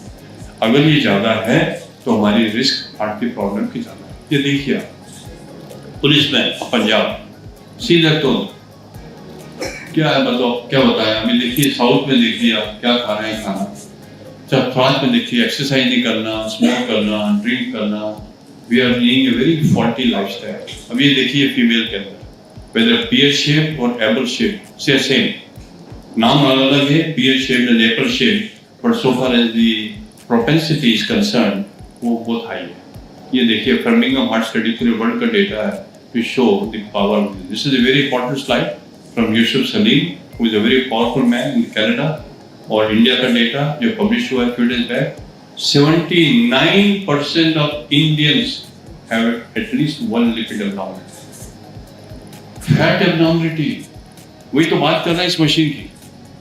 Thanks to doctor Goyal for thinking on this lines कि 79% के अंदर वन फैट एब्नॉर्मलिटी है ही और सेंट्रल ओबेसिटी इन इंडियन से 50 to 60%। एंड ये सारे 9 फैक्टर हैं which cause premature heart attack. सबसे ज्यादा फैट 50%, उसके बाद में साइकोसोशल और स्मोकिंग है, फिर हाइपरटेंशन है और फिर ओबेसिटी है और उसके बाद फिर डायबिटीज है। See this data, this is the world data to show कि हम सब, आप और मैं, are living as global map of disability adjusted life. हमें किसी को ब्लड प्रेशर है, किसी को डायबिटीज है, कोई स्मोकर है, ब्रोंकाइटिस है, तो we are all leading a life of man disability adjusted life. इसे कहते हैं डेली डिसेबिलिटी एडजस्टेड लाइफ। सब दवाइयाँ दे रहे हैं, तो हमारे पास तो दवाइयों की जरूरत नहीं होना चाहिए। अगर दवाइयों की जरूरत है भी तो टाइमली इंटरवेंशन होनी चाहिए। सी द डेटा है, हाइपरटेंशन, मेटाबॉलिक सिंड्रोम 25 साल का डेटा है वर्ल्ड का, सबसे बड़ा cause metabolism. And see the data है कि disability adjusted life is not only in India but in the whole world. Metabolism plays a very very important role. ये publish हुआ है डेटा 188 कंट्रीज में, लेंसेट में पब्लिश हुआ है और ये भी डेटा वही है कि मेटाबॉलिज्म इज वेरी इंपॉर्टेंट। या हार्ट फेलियर, अब आज लोग कहते हैं हार्ट अटैक और हार्ट फेलियर में क्या फर्क है।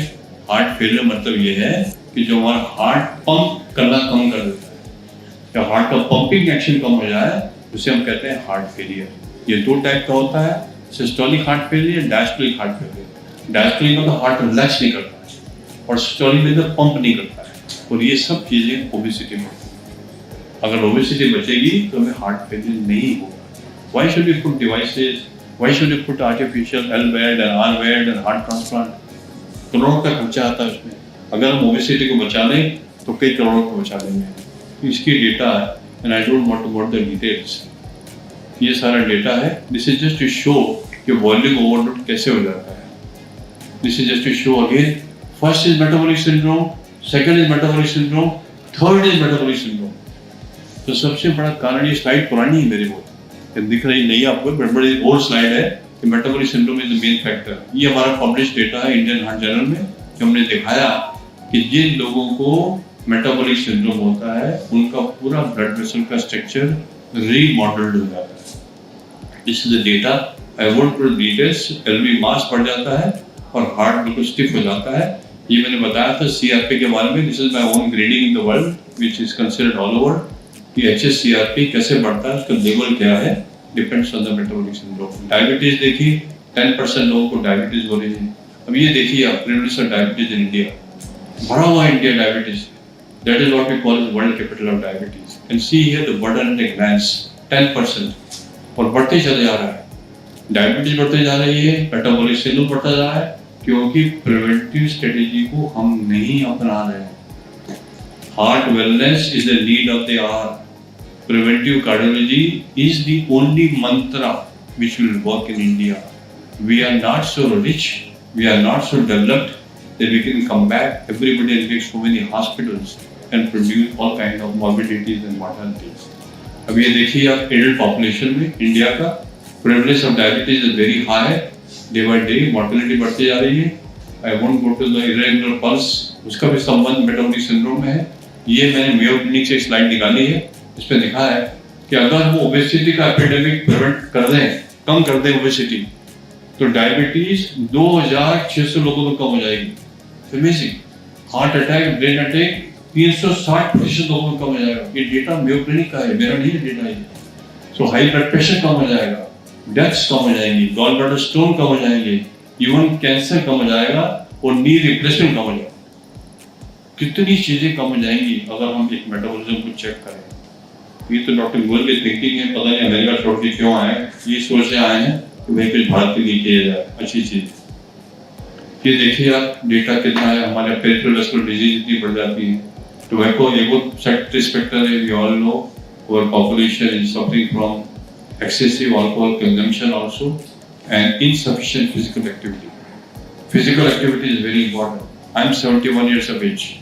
I go for a walk for 40 minutes every day including one before going to the hospital. I got my secretary sitting with me. He is a proof. He also accompanied me. I love that. That is the best time of my life. And that's how I'm very productive. And I work for 16 hours a day. Salt intake बहुत जरूरी है। ये मैंने एक scene बनाया, air pollution. हम विशेष atmosphere में रह रहे हैं, हमारा एनवायरनमेंट बाहर का ठीक नहीं है। कम से कम अंदर का एनवायरनमेंट तो ठीक करें, जो हमारे हाथ में। Air pollution is on the top. We see here, ये हमने एक मैप निकाला है, स्टेट वाइज फूड मैप।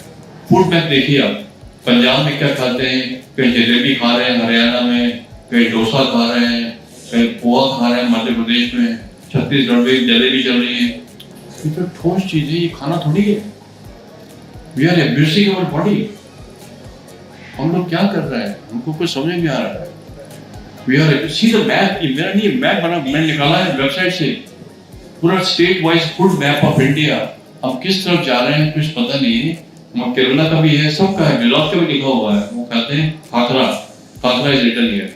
फिर मैंने खिचड़ी मैप निकाला, खिचड़ी कैसे खिचड़ी खाई जाती है, कहाँ खाई जाती है और किस प्रकार की खाई जाती है। See this, and this is the world map of omega 3. India में ओमेगा 3 0 है, इसी कारण इंफॉर्मेशन ज्यादा है। सिंपल सी चीज है, वो करना चाहिए।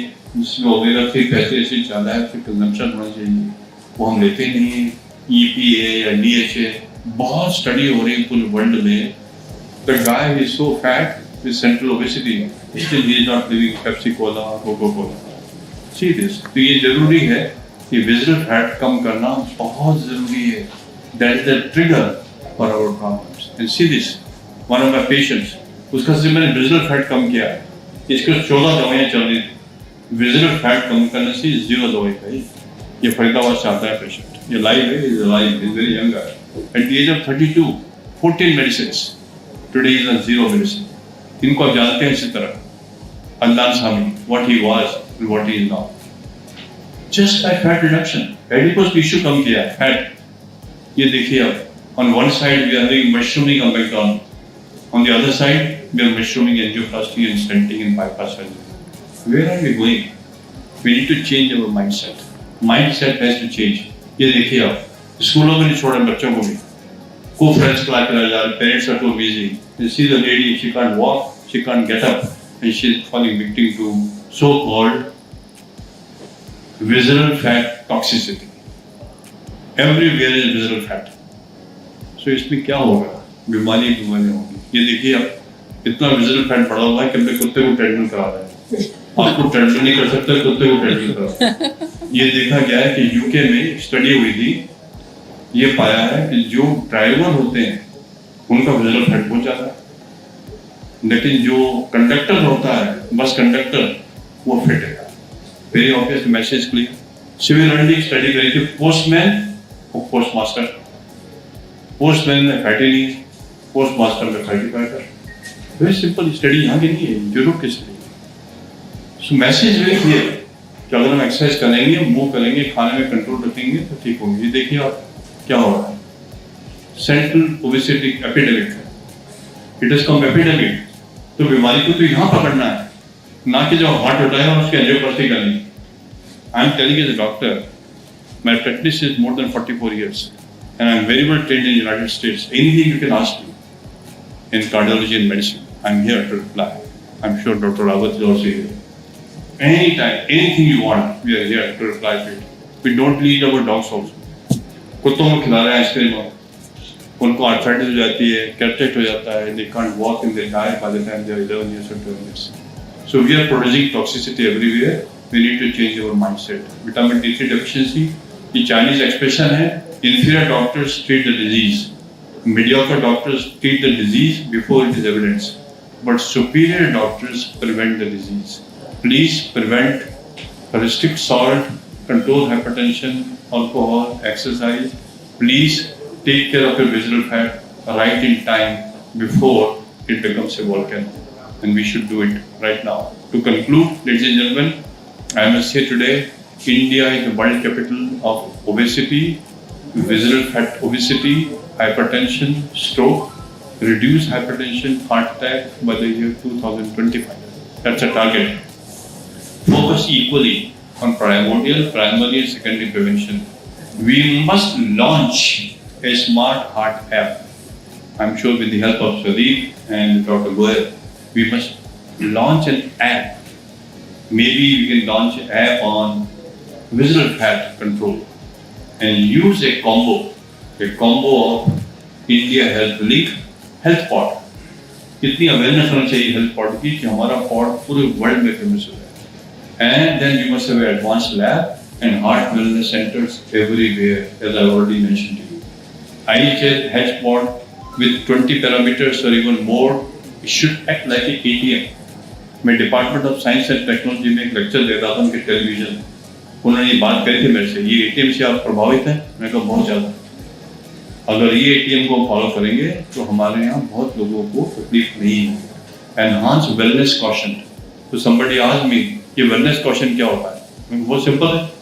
आप जब भी घर में रहते हैं या किसी कम्युनिटी में रहते हैं, उसके वेलनेस पैरामीटर निकाल लीजिए नॉर्मल, और 100 लोग हैं, कितने लोगों का वेलनेस पैरामीटर फिट, उसका स्कोरिंग कर दीजिए. स्कोर 1, 2, 3 थी, वो स्कोरिंग क्वेश्चन हो गया.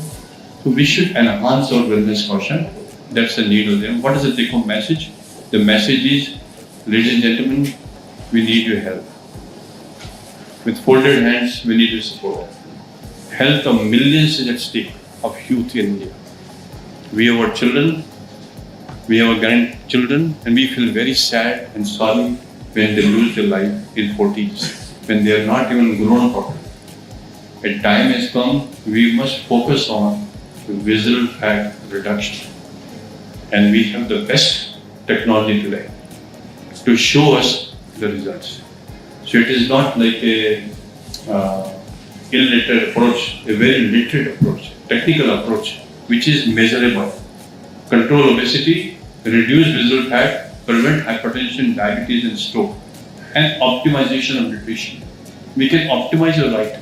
I was discussing with our journalist friend from Statesman. A time has come every 3 months. Why not? I should check my weight. I check my blood pressure every day.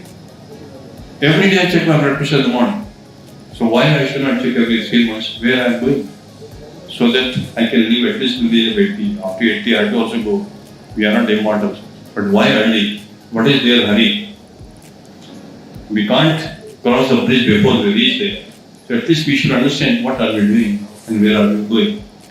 We should act vocally as we are doing today. Focally and impact globally. I'm sure we have the media person like Sudeep and you all will help us to take this message in the globe. That is the only way. And I remember the words of our Prime Minister Modi, who once said, inform, perform, reform, and transform the whole world with preventive strategies and no visceral fat. That's a very important message. Ladies and gentlemen, preventive cardiology is the only solution for Indians.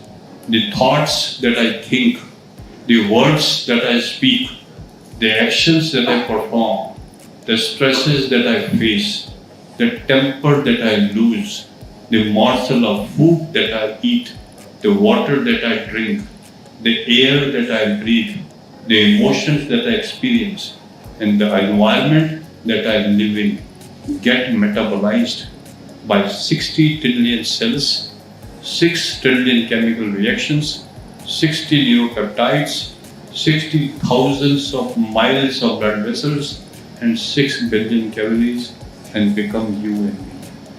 Please measure your activities so that we all remain healthy. Without media, we cannot achieve our goal. We need your help so that we sensitize and enhance awareness on our health.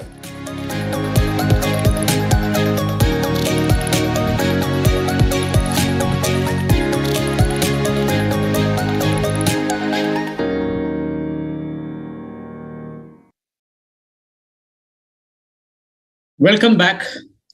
Very, very important messages from Dr. Chopra. I think the underlying thing is that we should control our diabetes, we should control blood pressure, visceral fat, truncal obesity, and not be obese, and at the same time do exercise every day. Otherwise, we will continue to be the diabetic capital, the hypertensive capital, the obese capital, and the capital of heart attacks. So this is as what Dr. Chopra said. Many of them are suffering at the prime age when actually they should be productive. And this is a very, very important message that should go across. So those who are actually working and glued to their seats, I think it's time that they control all these parameters so that they, as what Dr. Chopra said, what is the hurry to go up? So you have your time. So everything is in your hands. And more, very, very important is that you need to constantly check your health parameters. If not every week, at least once in 15 days or once a month. And these parameters are extremely simple. And we have things like the HPOD, which can do this wonders by just spending a few minutes in front of that. So this is an important message that has gone through. And I hope it spreads across all over India. Now we move on to short wellness videos, and I request the admin to play these videos.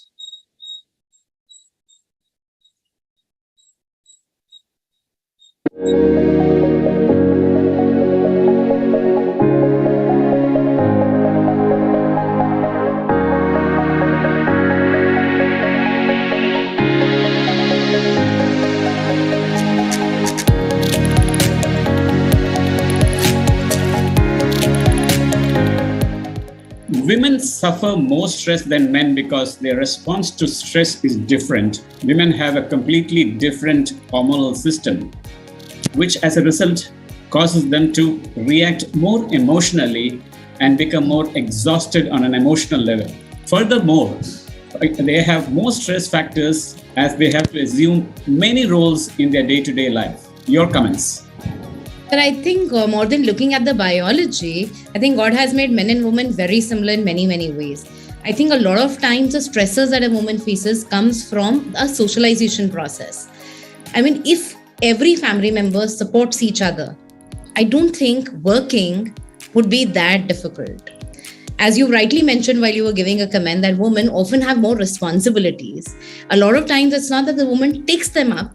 In fact, on the contrary, they are given on to her. So whether you're working or you're not working, taking care of the child, if the child is ill, it is your duty to take an off from the work, not your husband's duty. If there is a puja at home, your work can, suffer, or you can take a back seat. No other person will do that. So I think a lot comes from those assumptions that people carry, and a lot of that negative mindsets that people still have, that a man, if he's washing dishes in the kitchen, he's not a man in the true sense, right? So a lot of these nonsense adds to a work pressure of a woman. But if both men and women and the family members respect each other, their autonomy, and they work in coordination, I don't think, sir, women would end up responding very differently. I think they're as intelligent and as smart as men are.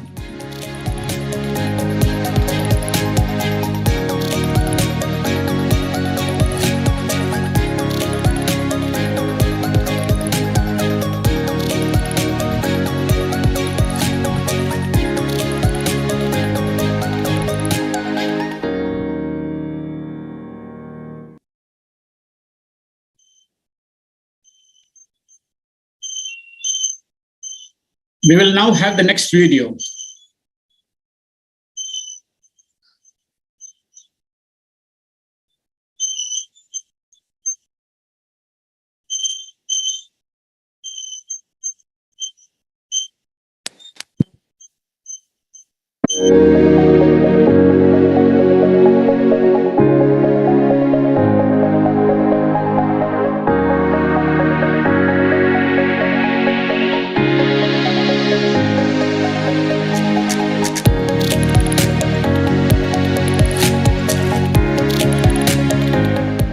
There is a lot of increase in people who take egg compared to fish and chicken. So is that a healthy sign? So this is an interesting one actually, because sometime back, when we started our dietetic practice, and then, anybody who had an elevated cholesterol level, we would never give them an egg yolk. We would say that every egg yolk is almost around 300 milligrams of cholesterol. So you need to restrict it. However, recent, research studies also show that one egg yolk, one whole egg, including the egg yolk, is all right. For those who are like, more fitness enthusiasts, then you eat your one egg yolk and you can increase around 2 or 3 egg whites just to get that, all 9 essential amino acids coming in from your egg protein. And also the National Egg Commission also did a lot of work around building awareness, especially even in rural India, on consumption of egg as a whole protein, and especially more so because the milk, a lot of people are having challenges with whether the cow is given hormones and oxytocin and things like that. So eggs seem to be like a more safer option, more cheaper option. So one egg is around 6 to 7 rupees, and it still delivers that, good 6 to 7 grams of protein, which, one would otherwise struggle. In fact, a lot of, the national mission, the foods at ICDS, or, many of the meals which are given, especially to pregnant women, also include 1 or 2 eggs. So in that way, by default, egg actually features in, and it's a high protein, cheap form of protein food. So it does go high.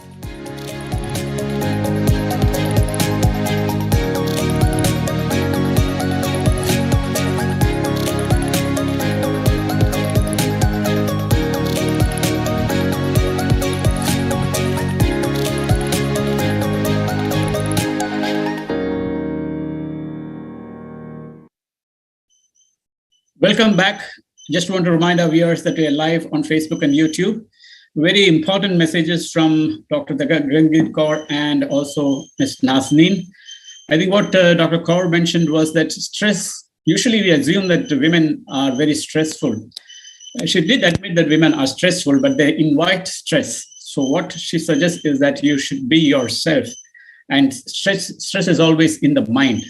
So you need to declog your brain so that the stress does not get inside you. And then you live in a stressful atmosphere, but then like a boat, what should happen is the stress should not get inside you. So that's how you deal with the environment. And Ms. Nazneen rightly mentioned about the egg, because this is a large and source of protein.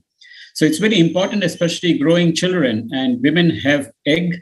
At the same time, those people who have cholesterol should, of course, restrict their intake of egg yolk. But otherwise, growing children and people who need protein intake should take eggs regularly.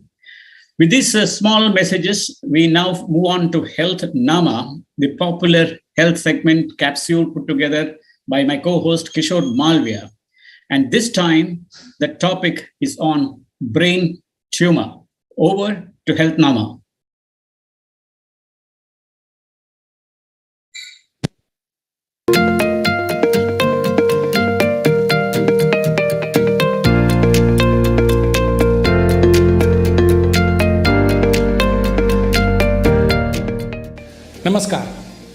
सिर दर्द एक आम समस्या है।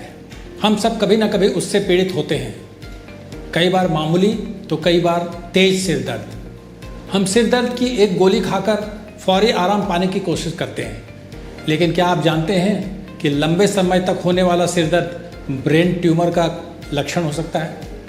हम आपको डरा नहीं रहे हैं, सावधान कर रहे हैं। अगर आपको नियमित सिर दर्द रहता है तो डॉक्टर से मिलें, आवश्यक जांच कराएं, खुद डॉक्टर बनकर इलाज न करें, इससे तकलीफ बढ़ सकती है। तत्कालिक रिलीफ अस्थायी समाधान नहीं है। इस मुद्दे पर हमने कई बड़े न्यूरोलॉजिस्ट और न्यूरोसर्जन से बात की। उन्होंने जो कुछ बताया उससे आपकी आंखें खुल जाएगी। तो प्रस्तुत है ब्रेन ट्यूमर पर हेल्थ नामा का ये एपिसोड। डॉक्टर साहब, जैसा आपने बताया, नॉर्मल ब्रेन सेल्स में क्या चेंजेस होते हैं जो ब्रेन ट्यूमर की ओर ले जाते हैं? देखिए, जैसा मैंने आपको कहा, ये अनियंत्रित जो आपके सेल होते हैं या जिससे आपकी कोशिकाएं बनती हैं, उनका ये एकदम से बढ़ जाना, तो जो ये कारण है ये जेनेटिक होते हैं। अब मुख्य लोगों में तो ये जेनेटिक का एक ना एक कंपोनेंट किसी ना किसी में मिलता है। साथ में जैसे हम रेडिएशन बोलते हैं या फिर बिजली की सिकाई, ये भी एक कारण होता है। इसी के साथ साथ स्मोकिंग या फिर आप जो केमिकल्स होते हैं जो हम पेस्टिसाइड्स वगैरह में देखते हैं, ये भी उसका एक संयोजक कारण हो सकता है। पर मुख्य तौर पे अधिकतर ब्रेन ट्यूमर्स का कंपोनेंट जो होता है वो जेनेटिक। हमारे दर्शकों को कुछ ब्रेन ट्यूमर के बेसिक्स के बारे में बताइए। ब्रेन ट्यूमर के सिम्टम्स क्या हैं, क्योंकि ज्यादातर मामले में देखा गया कि मरीज को जब पता चलता है तब तक काफी देर हो चुकी होती है। तो इसके क्या सिम्टम्स हैं, कैसे वो समझे कि ये ब्रेन ट्यूमर ही है? आमतौर पे ब्रेन ट्यूमर जो हम मानते हैं वो एक एबनॉर्मल ग्रोथ है जो दिमाग में जो हमारे नॉर्मल सेल्स हैं, जो हमारी नॉर्मल कोशिकाएं हैं और सेल्स हैं, वो अपने आप में अनकंट्रोल्ड बढ़ती जाती हैं, जिनके ऊपर कोई कंट्रोल नहीं रहा। तो इनके सिम्टम्स जो हमारे दिमाग में होते हैं वो मुख्य 3 या 4 हैं, जिनको हमें खास तौर पे ध्यान रखना चाहिए। और इसकी वजह ये है कि हमारा जो मस्तिष्क है, ये जो हमारे स्कल या खोपड़ी है उसके अंदर बंद है। तो ये एक तरीके से अपने एक छोटे से डिब्बे में बंद है। तो इसमें अगर कोई भी चीज बढ़ती या घटती है, उसी के अनुसार हमें उसके सिम्टम्स भी आते हैं। खास तौर पे सुबह उठ के भारी दर्द रहना या नींद खुल जाना दर्द के कारण, उसके साथ साथ उल्टी होना, उल्टी के बाद दर्द में कमी आना, और जो इसके अन्य सिम्टम्स में खास जो है वो है कि मिर्गी के दौरे पड़ना। मिर्गी का दौरा हालांकि ब्रेन के ट्यूमर की वजह से हार्डली 1 to 5% में होता है, पर ये ऐसी चीज है जिसको हम डायग्नोज करके ट्रीट कर सकते हैं। मतलब ये ट्रीटेबल मिर्गी का कारण हो सकता है। इसके साथ साथ आपको हाथ या पैर में कमजोरी आना, क्योंकि ये किसी भाग में, जिस भाग में ये ट्यूमर होता है उसके अनुसार ही हमें इसके लक्षण दिखते हैं। तो अगर ये उस भाग में है जिसमें हाथ या पैर का नियंत्रण है, तो आपको उसकी कमजोरी या फिर उसमें सुन्नपन महसूस होना, या फिर आपको चलने में दिक्कत होना, या आमतौर पे और कुछ नहीं तो सिर्फ चक्कर आना भी एक सिम्टम हो सकता है। तो ये कुछ ऐसे सिम्टम्स हैं जिनको आप नजरअंदाज कर सकते हैं अगर ये कम है या फिर 1 या 2 दिन के लिए है। पर ये अगर लगातार होते रहें और आप इनसे परेशान हैं, तो मेरी यही आपसे सलाह है कि आप तुरंत ही पास के अपने किसी भी नजदीकी डॉक्टर के पास जाइए, उसकी सलाह लें और उसी हिसाब से फिर आगे इसको ट्रीट कराएं, या इमेजिंग करा के जो हमें इसका रिपोर्ट मिलती है उसके हिसाब से हम इसको ट्रीट करें। कि क्या ब्रेन ट्यूमर का कंप्लीट क्योर संभव है? और सबसे ज्यादा सवाल ये पूछा जाता है कि इसकी सर्जरी का सक्सेस रेट क्या है, क्योंकि लोग ये मानते हैं कि सक्सेस रेट बहुत अच्छा नहीं है। देखिए, पहली चीज तो मैं ये बताना चाहूंगा कि ब्रेन ट्यूमर्स 2 प्रकार के होते हैं, नॉन कैंसरस और कैंसरस। जो नॉन कैंसरस ट्यूमर होते हैं, जिसको बिनाइन ट्यूमर भी कहा जाता है, उसकी परसेंटेज जो होती है वो 65 to 70% होती है। केवल 25 से 30% केसेस ऐसे होते हैं जो कैंसर होते हैं यानी मैलिग्नेंट होते हैं। सो आजकल क्या है, टेक्नोलॉजी और एक्सपर्टीज और सर्जिकल रिसेक्शन इतना सेफ हो गया है कि जो बिनाइन केसेस होते हैं पर्टिकुलरली, यदि उनको हम पूरी तरह से सर्जरी करके रिमूव कर दें तो that is considered as a cure for life. हमें आगे उसकी कुछ करने की आवश्यकता ही नहीं है। हाउएवर, अगर कैंसरस ट्यूमर होते हैं, जैसे जिसको हम मैलिग्नेंट ट्यूमर्स बोलते हैं, उन केसेस के अंदर भी सर्जिकल रिसेक्शन बहुत सेफ है और 95 to 98% केसेस के अंदर कोई कॉम्प्लिकेशन नहीं आती। तो ये कैंसरस कब होता है? क्या नॉर्मल ब्रेन ट्यूमर कैंसरस हो जाता है, कैंसर हो जाता है? देखिए, जैसे हमने बताया कि ट्यूमर एक बेसिकली बहुत ब्रॉड टर्म है, जिसको हम बोलते हैं कोई भी नॉर्मल सेल इकट्ठा हो गया उसको हम ट्यूमर बोल देते हैं। तो नॉर्मली क्या होता है कि जब हम सर्जरी के लिए किसी पेशेंट को प्लान करते हैं, जब सर्जरी करके ट्यूमर को रिमूव कर दिया जाता है, तो उस ट्यूमर की गांठ को हम लोग टेस्ट के लिए भेजते हैं, इसको हम बायोप्सी बोलते हैं। सो बायोप्सी बेसिकली कंफर्म करती है कि ट्यूमर वो कैंसर है कि नॉन कैंसर है। So it is the histopathological diagnosis. जो कैंसर है that is histopathological diagnosis. Doctor साहब, क्या ब्रेन ट्यूमर का ओबेसिटी और लाइफस्टाइल से भी कोई रिलेशन है? बहुत ज्यादा इसमें मैं नहीं मानता कि बहुत फर्क पड़ता है, बट यस डेफिनेटली जेनेटिक्स है।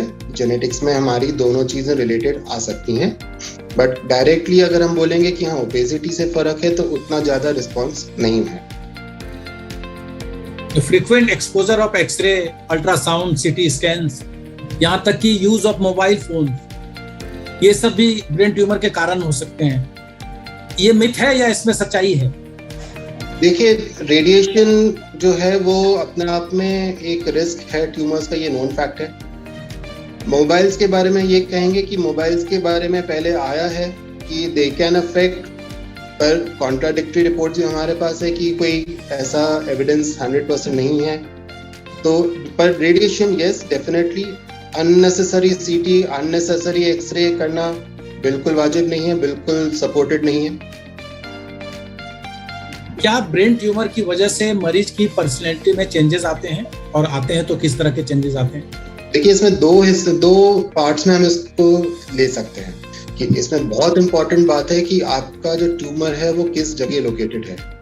तो बहुत सारे जो ब्रेन के पार्ट्स हैं जो पर्सनालिटी को अफेक्ट करते हैं, अगर हमारा ब्रेन वहाँ ट्यूमर जो है वो उस लोकेशन में बैठा हुआ है तो डेफिनेटली हमारी पर्सनालिटी पे फर्क पड़ सकता है। दूसरी चीज, जो डिप्रेशन है, जो आपके पेशेंट की एंजाइटी है, इसी बात को लेके कि हमारे पेशेंट को ट्यूमर है, हमारे पेशेंट को ब्रेन ट्यूमर है, क्या होगा आगे, क्या इलाज होगा, क्या उसकी रिस्पॉन्स, तो वो चीज डेफिनेटली दोनों चीजें मिला के डेफिनेटली पेशेंट की पर्सनालिटी में फर्क पड़ सकता है। ये सिरदर्द ब्रेन ट्यूमर वाले सिरदर्द से अलग कैसे होता है? कैसे हम मरीज कैसे समझ पाए कि ये मामूली सिरदर्द नहीं है? पहली चीज है कि जब सिरदर्द होता है तो एज अ डॉक्टर हम सवाल पूछते हैं कि किस तरह का सिरदर्द है, उसके साथ क्या क्या सिम्टम्स हैं। लेकिन जैसे कि कोई हो जिसको कभी पहले इतना सिरदर्द ना हुआ हो या इतना सिरदर्द ना, और एकदम अब सडनली ज्यादा सिरदर्द होने लग जाए, ब्लरी विजन या देखने में थोड़ी सी मतलब विजन बिल्कुल क्लियर ना हो, उल्टी आना, या जब खांसते हैं तो सिरदर्द का बहुत ज्यादा बढ़ जाना, वो कुछ ऐसे लक्षण होते हैं कि शायद प्रेशर ब्रेन के अंदर बढ़ रहा है। जैसे डॉक्टर अमिताभ गुप्ता ने कहा, हमारा ब्रेन एक डब्बे की तरह है, एक क्लोज डब्बे की तरह, जो बहुत टाइटली क्लोज्ड है, जो खुल नहीं सकता। तो अगर उसके अंदर प्रेशर बढ़ेगा तो दर्द होगा। तो वो जब प्रेशर बढ़ता है तो उस तरह का सिरदर्द में तो लोगों को ये ध्यान देना है कि अगर हेडेक के साथ ब्लरी विजन हो रही है, अनकंट्रोल्ड वॉमिटिंग हो रही है, खांसी करने पर एकदम सिरदर्द ज्यादा हो रहा है, प्रेशर देने पर सिरदर्द ज्यादा हो रहा है, तो उनको जाके डॉक्टर से डेफिनेटली बात करनी चाहिए। तो सावधान हो जाइए, अक्सर होने वाले सिरदर्द को हल्के में न लेते हुए सही ढंग से इलाज कराएं। इस विषय पर तथा दूसरे सभी स्वास्थ्य मामलों पर हेल्थ एक्सपर्ट की विस्तृत राय जानने के लिए हमारे YouTube चैनल हील फाउंडेशन को सब्सक्राइब कर फायदा उठाएं। नमस्कार।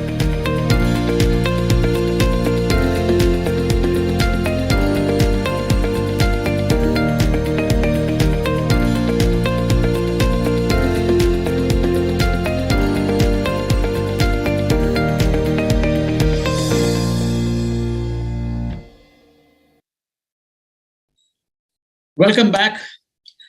And just a very interesting episode on brain tumor.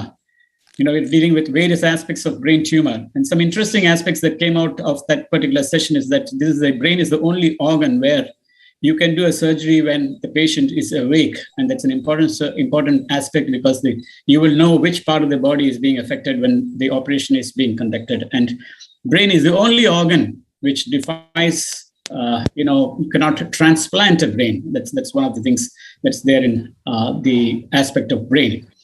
We now move on to session intro video for the next segment.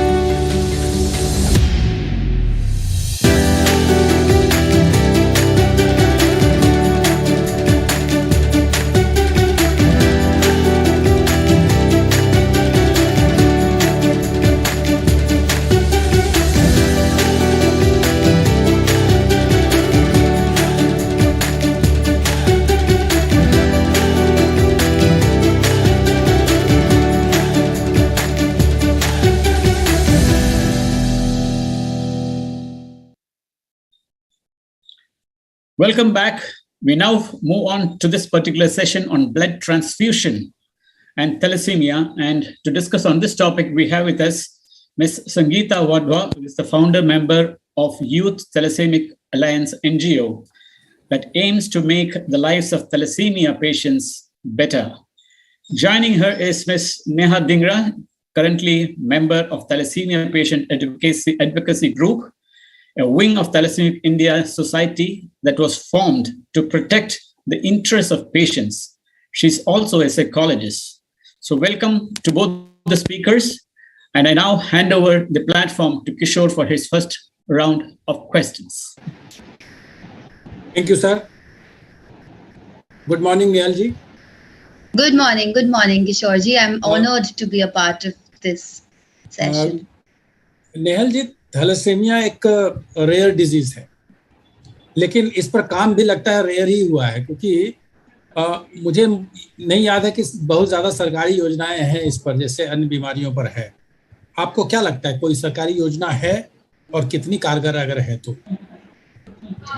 जैसा कि आपने कहा कि थैलेसीमिया एक रेयर डिसऑर्डर है, लेकिन मैं इस बात पे पॉइंट आउट करना चाहूँगी कि रेयर में भी ये रेयर नहीं है, बहुत से, मतलब इंडिया, एक शर्म की बात है कि इंडिया थैलेसीमिया कैपिटल है वर्ल्ड का। हर साल 10,000 से ज़्यादा बच्चे थैलेसीमिया से पीड़ित पैदा होते हैं इंडिया में। तो इसको रेयर कहना एक सही शब्द नहीं होगा, क्योंकि अब ये रेयर रहा नहीं।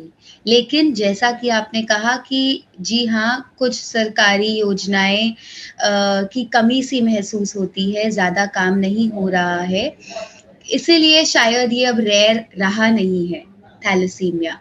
कुछ हाल ही में 2016 में जो आरपीडब्ल्यूडी रिफॉर्म होके आया सामने, उसमें थैलेसीमिया को इंक्लूड किया गया, जिसके लिए हम लोग बहुत खुश हुए। हमने बहुत चर्चा भी की इस बात पे, पर कई जगहों पे फिर हमको भूल गए। जब बात एम्प्लॉयमेंट की आती है तो थैलेसीमिया को छोड़ दिया गया आरपीडब्ल्यूडी में। आयुष्मान भारत में भी थैलेसीमिया का बहुत ज़्यादा जिक्र नहीं है। तो जहाँ कवरेज की बात आती है, चाहे वो इंश्योरेंस हो या सरकारी योजनाएं हो, अम्ब्रेला टर्म के तहत थैलेसीमिया कवर्ड है, लेकिन रूट रियलिटी में थैलेसीमिया छूट जाता है। रेयर तरीके से ही इसको डील किया जाता है। आपके हिसाब से क्या कमी है, सरकार को और क्या करना चाहिए? मैं आज 32 इयर्स की हूँ, एक साइकोलॉजिस्ट हूँ बाय प्रोफेशन। तो भगवान की दया से मैं पढ़ लिख के, मेरे पेरेंट्स के सपोर्ट से मैं इतना पहुँच गई कि आज मैं खुद के पैसे कमा सकती हूँ। मैं टैक्स पेयर हूँ और मैं अपना इलाज कर पा रही हूँ। लेकिन ऐसे कई थैलेसीमिक पीड़ित बच्चे हैं जो ब्लड के लिए भी तरस जाते हैं, जिनके पेरेंट्स खाने से जूझ रहे हैं। इंडिया में कितनी गरीबी है, लेकिन इलाज के लिए पैसा इकट्ठा करना बहुत मुश्किल है। आज कोई भी कॉर्पोरेट इंश्योरेंस कंपनी थैलेसीमिया को कवर नहीं करती। हमारे देश में थैलेसीमिया इलाज एक रॉयल बीमारी कहा जाता है थैलेसीमिया को, क्योंकि इसका इलाज का खर्चा बेहद हाई है और ये खर्चा एक आम इंसान के पॉकेट के बाहर है। तो जब यहाँ पर हमें सरकार मदद नहीं देगी, इंश्योरेंस कंपनीज मदद नहीं देगी, तो फिर इंसान क्या करेगा? तो हमें मदद चाहिए इलाज के लिए हर देश में, चाहे वो सिंगापुर हो, यूरोप हो, यूएस हो या ग्रीस हो। यूरोप की कितनी कंट्रीज में गिनवा सकती हूँ, यहाँ तक कि ईरान में, पाकिस्तान में भी थैलेसीमिया को इलाज गवर्नमेंट प्रोवाइड करती है। यहाँ पे गवर्नमेंट प्रोवाइड करती है कुछ अस्पतालों में, लेकिन वहाँ पर भी एक महीना दवाई आती है, दूसरा महीना फिर बच्चे बैठे रहते हैं कि दवाई का स्टॉक खत्म हो गया, नया स्टॉक कब भरा जाएगा मालूम नहीं। तो बहुत सी तकलीफों का सामना हम लोगों को करना पड़ता है। हम सिर्फ इतना चाहते हैं कि कोई ऐसी योजना हो, कोई ऐसी पॉलिसी हो सरकार की तरफ से, जिसमें हमें हमारे लाइफ सेविंग ड्रग्स पे रुकावट नहीं आए, हमें सेफ ब्लड मिलता रहे, हमारी जिंदगी सुकून से बीतती रहे। बाकी सारी मेहनत और जो भी सफरिंग है वो हम कर लेंगे। चलिए, ये तो हुई सरकार की बात। WHO कुछ कर रहा है इस पर?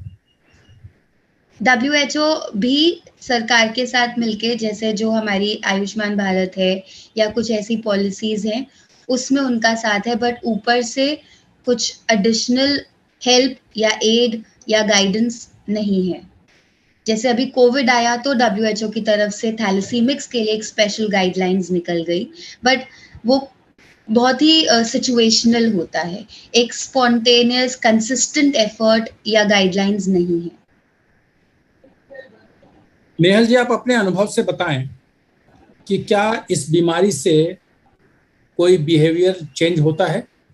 किस तरह का होता है? कोई पर्सनालिटी में चेंज होता है?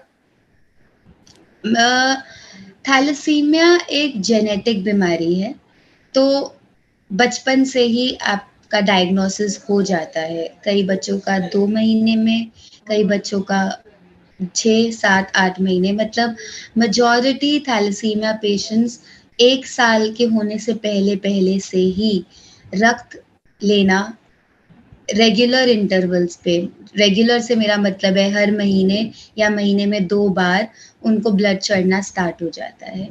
और इसके साथ स्टार्ट होता है एक साइकिल तनाव का, एक साइकिल आपका जो रूटीन है वो सेट नहीं हो पाता है। आप स्कूल जाते हैं पर आपको बीच बीच में छुट्टियां लेनी पड़ती हैं क्योंकि ब्लड चढ़ना है। आपके साथ में इम्यूनिटी कम होती है तो कोई ना कोई इन्फेक्शन लगा रहता है, जिस वजह से वो बच्चा स्कूल में या एक नॉर्मल इंसान के रूटीन में, लाइफ में ढलना बहुत मुश्किल हो जाता है। तो इसके साथ, इसके चलते मेंटल हेल्थ उस बच्चे की बहुत अफेक्ट होती है। तो जैसा कि आपने पूछा, बिहेवियरल या पर्सनालिटी चेंजेस वो बच्चे में आएंगे ही। अगर एक आम इंसान भी, मैं एक नॉर्मल इंसान की बात करूं, उसको भी 3 दिन से ज्यादा बुखार हो जाए तो उसकी भी पर्सनालिटी में चिड़चिड़ाहट या मन ठीक नहीं रहता। पर ये तो हम एक लाइफ लॉन्ग बीमारी की बात कर रहे हैं।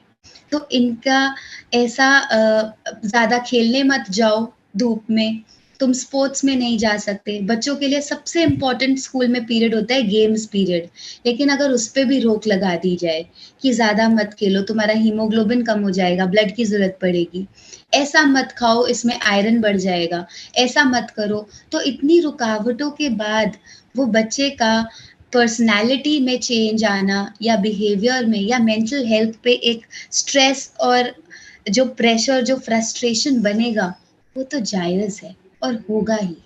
कितने बच्चों के सपने पूरे नहीं हो पाते, ऑस्टियोपोरोसिस हो जाता है, आर्थराइटिस हो जाता है क्योंकि बोन हेल्थ कमजोर हो जाती है, कितनों के हार्ट इश्यूज आ जाते हैं, लिवर इश्यूज हो जाते हैं, रीनल किडनी इश्यूज हो जाते हैं।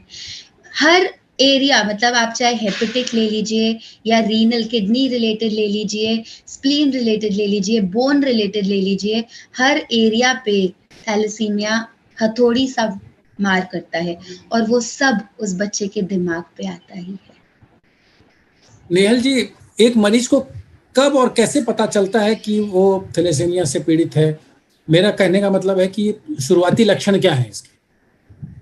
तो शुरुआती लक्षण कुछ फिक्स्ड नहीं रहेंगे क्योंकि थैलेसीमिया जेनेटिक है, कायदे से ब्लड की कमी है, आपके अंदर सही मात्रा में ब्लड, जो आरबीसीज हैं, रेड ब्लड सेल्स, वो प्रोड्यूस नहीं हो रहा।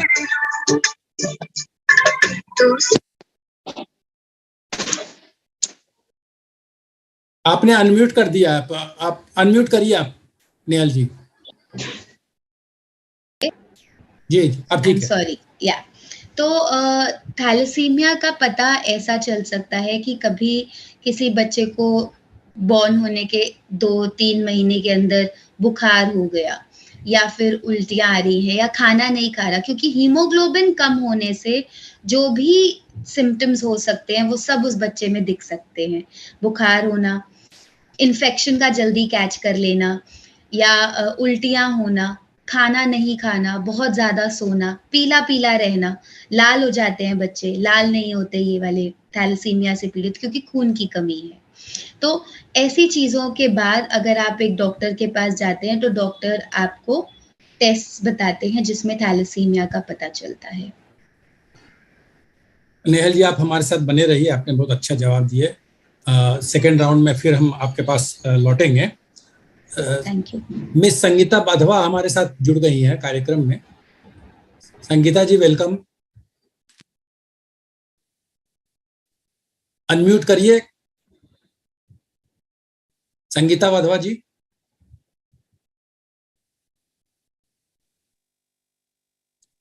I think she has a problem in connecting, Kishore. Sangeeta जी, आपको मेरी आवाज सुनाई पड़ रही है?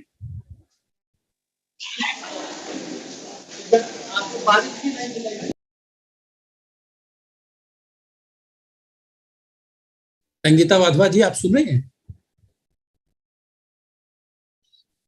नेहल जी से ही कंटिन्यू करते हैं। Over to mister Shankar. Thank you, Kishore. Ms. Nehal, you mentioned that so many number of children are born with what's the exact number with 10,000 every year, sir. So can this 10,000? Yeah, you also said that it's a genetic issue. So can this be prevented by having some sort of in vitro when they inside the womb itself? I lost you in between. There was some network issue, but I think I got your question. Thalassemia is preventable. That's absolutely correct, sir. Being a genetic disorder, it also means that we can kind of play with the genes and we can catch hold of it. So, thalassemia screening का एक test available है। हमारे जो भी दर्शक हैं वो देख सकते हैं और वो सुन सकते हैं कि थैलेसीमिया को प्रिवेंट किया जा सकता है। एक छोटा सा टेस्ट, एक छोटा सा थैलेसीमिया स्क्रीनिंग आपके आने वाले बच्चे की पूरी जिंदगी बचा सकता है। इस टेस्ट को आप थैलेसीमिया स्क्रीनिंग किसी भी लैब में जाके बोल सकते हैं। इंडियन रेड क्रॉस सोसाइटी में ये टेस्ट फ्री में किया जाता है। बाकी प्राइवेट लेबोरेटरीज थैलेसीमिया स्क्रीनिंग पे बहुत सा डिस्काउंट ऑफर करती हैं और ये एक sir I would like to point out, it is a mandatory test. Thalassemia screening is a mandate by the government, but still a lot of people do not get it done, and that is why India has gone to become the thalassemia capital of the world. तो ये preventable है. एक छोटा सा blood test आपको एक सुई चुभने का दर्द आपकी जिंदगी भर की दर्द से आपको बचा सकता है. प्लीज शादी से पहले जन्म पत्री मिलाना छोड़िए, अपना थैलेसीमिया स्टेटस मिलाइए, क्योंकि अगर हस्बैंड और वाइफ दोनों थैलेसीमिया कैरियर्स हैं तो 25% चांस होगा कि आपके आने वाला बच्चा थैलेसीमिया मेजर हो. तो 25% चांस से बचने के लिए एक छोटा सा test. That's all that we are asking for. So when is this test done? This test can be done before marriage, after conceiving, before 2 months of pregnancy, the first trimester, that is. Okay, now my question is, in the first trimester, and you would detect that the fetus has, chances of getting thalassemia. So what's the option? If the child, say, let's just take that worst case scenario, that God forbid, if the child is thalassemia major, within the first trimester you can choose to cease that pregnancy, because it's going to save you and the child. We are also talking about the child, about a lifelong suffering. So it's rather moral and important to kind of seize that pregnancy there and then, because we've been through it. We today at 32, I feel that maybe had my parents known, it would have been better that I wouldn't have been here that way.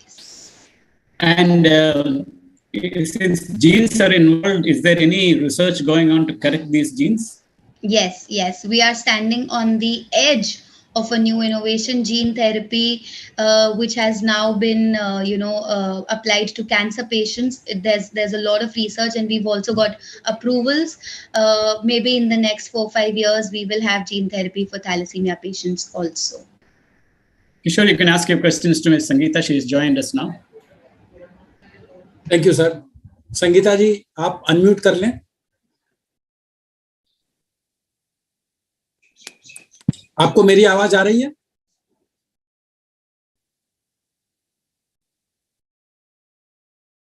Sangeeta जी, मेरी आवाज आ रही है आपको? आप unmute कर लें पहले, आपका म्यूट किया हुआ है. हाँ जी, आवाज आ रही है? ऑडिबल? हाँ, बिल्कुल. मुझे आ रही है. Welcome Sangeeta ji. Thank you, धन्यवाद. ये एबनॉर्मल फॉर्म ऑफ हीमोग्लोबिन क्या होता है, जिसके बताते हैं कि जिसकी वजह से भी थैलेसीमिया होता है? Abnormal haemoglobin, you ask, right?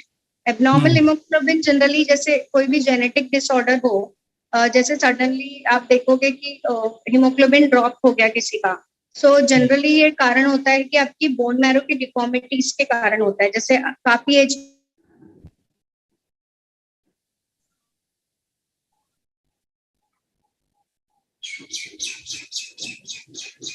उनका नेटवर्क इश्यू है लगता है.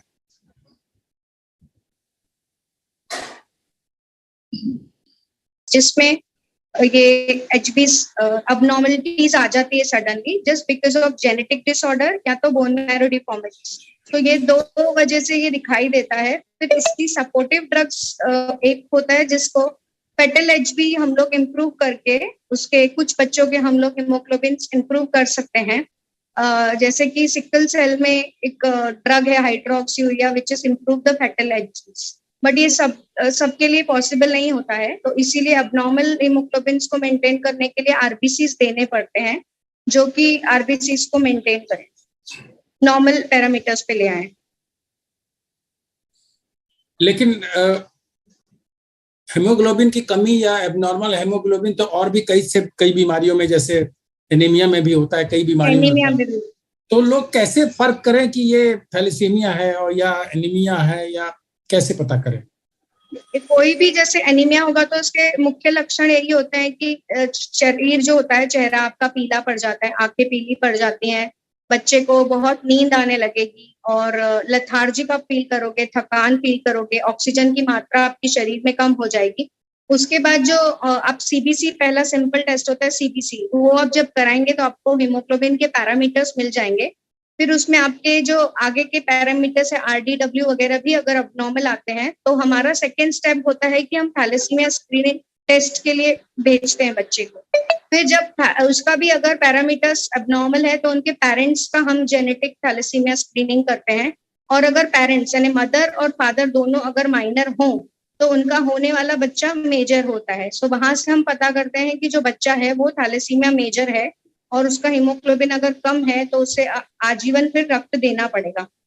और किसी किसी में होता है कि कोई इंटरमीडिएट होता है। इंटरमीडिएट मतलब कि उसको हार्डली कभी कभी ब्लड लगेगा, आजीवन नहीं लगेगा, बट हीमोग्लोबिन उसका कम होगा। So these are the different type of anaemia which we are actually facing. Sangeeta ji, किस स्टेज पर ब्लड ट्रांसफ्यूजन जरूरी होता है? इस स्टेज पे जैसे कि आपका हीमोग्लोबिन नॉर्मल होना चाहिए, जैसे 15, 13, 12.5 भी आप ले लीजिए। लेकिन अगर आपका हीमोग्लोबिन आपका 5 आ रहा है, 3 आ रहा है, 6 आ रहा है, सो ये एबनॉर्मल हो गया। उसमें बच्चा तो ब्रीथ नहीं कर पाता है, उसको तकलीफ होती है, ऑक्सीजन की कमी हो जाती है शरीर में, तो लेथार्जिक फील करेगा।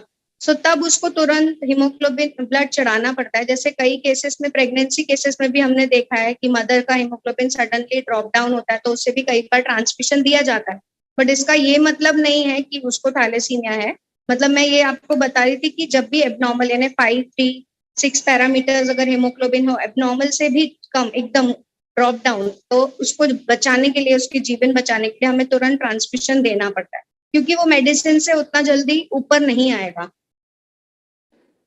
और बोन मैरो ट्रांसप्लांट की जरूरत कब पड़ती है? बोन मैरो ट्रांसप्लांट जनरली जो रिसर्च है, अब तो वो 20-21 साल के बच्चों तक के लिए भी करता है। बट पहले जब छोटी एज होती थी, जैसे कि बच्चा पैदा हो गया, जब उसकी इम्यूनिटी डेवलप हो जाती है 7-8 महीने में, या मेजरली 1 ईयर, उसमें आप पेरेंट के साथ 3 टाइप के बोन मैरोज होते हैं आजकल। एक होता है सिबलिंग के साथ, भाई बहन के साथ। दूसरा होता है हैप्लो, जो पेरेंट्स के द्वारा बोन मैरो लिया जाता है। और तीसरा होता है मड डोनर। मड डोनर यानी कि आप बाहर किसी डोनर के पास में आपका बोन मैरो मिलेगा, जिसको हम लोग मड डोनर कहते हैं। जनरली इंडियंस के साथ जर्मन डोनर का बोन मैरो मैच होता है। तो जब लगता है कि अगर आपका डोनर मिल रहा है और आपका 100% मैच है, तभी कोई भी पेरेंट्स बोन मैरो के लिए जाता है, क्योंकि बोन मैरो एक रिस्क भी होता है कि जनरली जैसे फेलियर होने के चांसेस भी होते हैं बोन मैरो में, इसीलिए उसका मैच होना बहुत आवश्यक है। सो अगर मैच है, डॉक्टर को सारे पैरामीटर्स पॉजिटिव लगते हैं पेशेंट के, जैसे हालत बोलिए, जैसे बहुत ज्यादा स्प्लीन इनलार्ज नहीं है, या बच्चे का हीमोग्लोबिन हमेशा मेंटेन्ड है और बच्चे का ग्रोथ मेंटेन्ड है, तो वो सारे पेशेंट्स एलिजिबल होते हैं for bone marrow transplantation. India में बोन मैरो ट्रांसप्लांट का सक्सेस रेट क्या है? कोई डाटा है, कोई स्टडी है इस पर? डाटा तो एक्चुअली सारी हॉस्पिटल्स का इंडिविजुअल है, बट हमारा भी सक्सेस रेट बुरा नहीं है। आप 100 में से 80% आप पकड़ सकते हैं कि है हमारा उतना सक्सेस रेट। क्योंकि पहले जो था सर, डेथ रेट बहुत ज्यादा होता था। इवन तब हार्मोन्स वगैरह भी, एक बार बोन मैरो जैसे किसी बच्चे का हो गया तो वो बाद में जैसे बच्चे नहीं पैदा कर सकते थे, उनके हार्मोन डेवलप नहीं होते थे। बट आजकल वो भी सब हो गया है। सो अभी सक्सेस रेट बहुत अच्छा है, 80%। तो मैंने जितना इंडिविजुअल हॉस्पिटल्स के साथ काम किया है, उस हिसाब से उनका परसेंटेज अच्छा है success. But still bone marrow it's like a chance, like आप बोल सकते हो कि एक लॉटरी है, आपने प्ले किया, आप जीते नहीं जीते वो हिसाब है। बट ये है कि इंसान को जब मौका मिलता है तो वो जरूरी है कि वो बोन मैरो के लिए जाएगा। छोटी एज है, आपका बच्चा बहुत नॉर्मल है, एलिजिबल क्राइटेरिया में आता है, तो आप बोन मैरो के लिए जा सकते हैं। Over to you mister Shankar. Thank you, Kishore. Ms. Sangeeta, just one question to you is, what are the types of foods that thalassemia patients should avoid? What type of fruit you said? Hello? Your FOOD. fruit, you asked fruit? No, food, FOOD, food.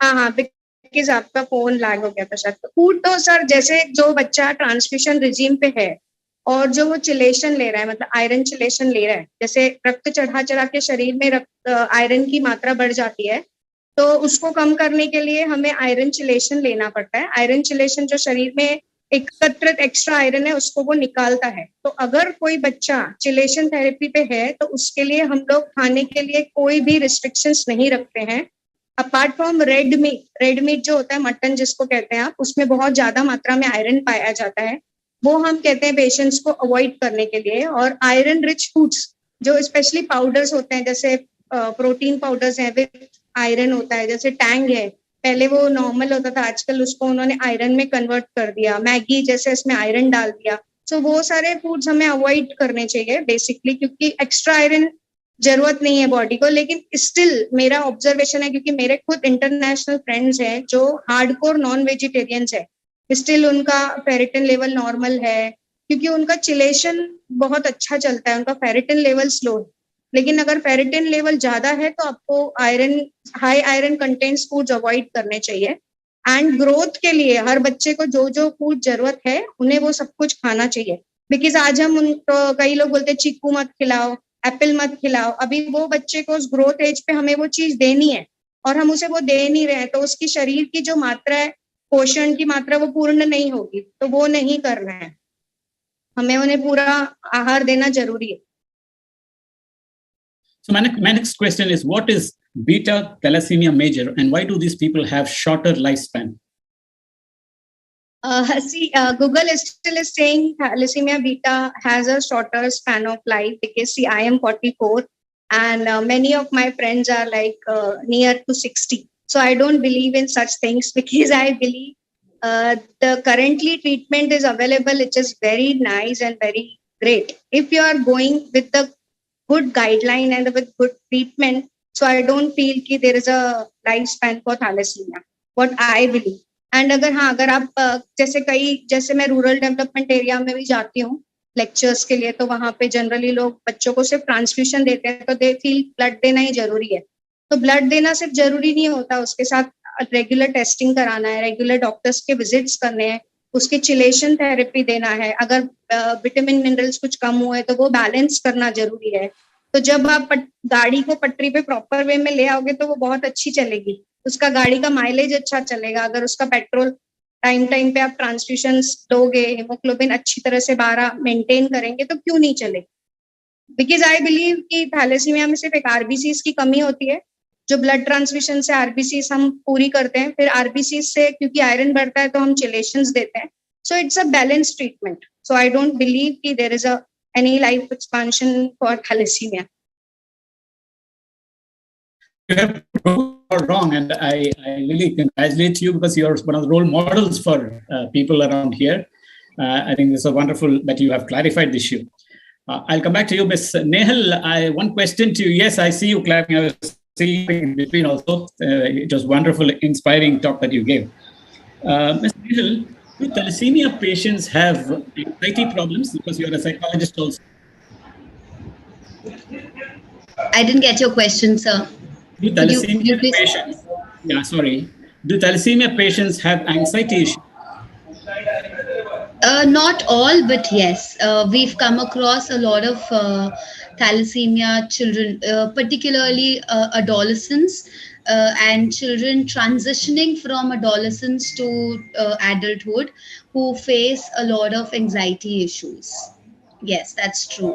And we've been doing a lot of therapy for these children. In fact, Sangeeta Vadhvaji is also a counselor herself, and both of us have been working in this field and helping thalassemia children deal with their mental health problems. Can thalassemia patients do exercise? Yes. In moderate amounts, everything. Yes. In fact, exercising helps them boost their hemoglobin. because of the oxygen supply in the body. So they can do regular exercise, but they should not probably overdo it. Yeah. Overdoing of anything is not good for anybody. So we are no exceptions. Yeah. And one last question to you is, can thalassemia patients marry? Yes, I just got married. Congratulations. So, and I think that's a glad news. Yeah. Thank you. It's just been a month, and yes, thalassemia patients can marry. And to add on to that answer, a lot of thalassemia patients are also having children now. So it doesn't stop there. It doesn't stop at marriage. It can, there's no end. Like Sangeeta Di just mentioned, there is no lifespan. There's no end to it. With more and more technological advancements, medical advancements, and help from foundations and doctors like you all, we are continuing to march onwards and forward. Thank you, and wish you, I think, a very, very happy married life. I think you just announced that you got married last month. Because great news for us. And as what Ms. Sangeeta also said, that there is no lifespan problem so far as thalassemia patients are concerned. So I think that's a very, very positive note that we can. And we thank you for being with us. We have just run short of time. Otherwise, I would have really asked you, Nehal, about how you discussed about this thalassemia problem with your current husband before you got married. I think you must have had a discussion with him.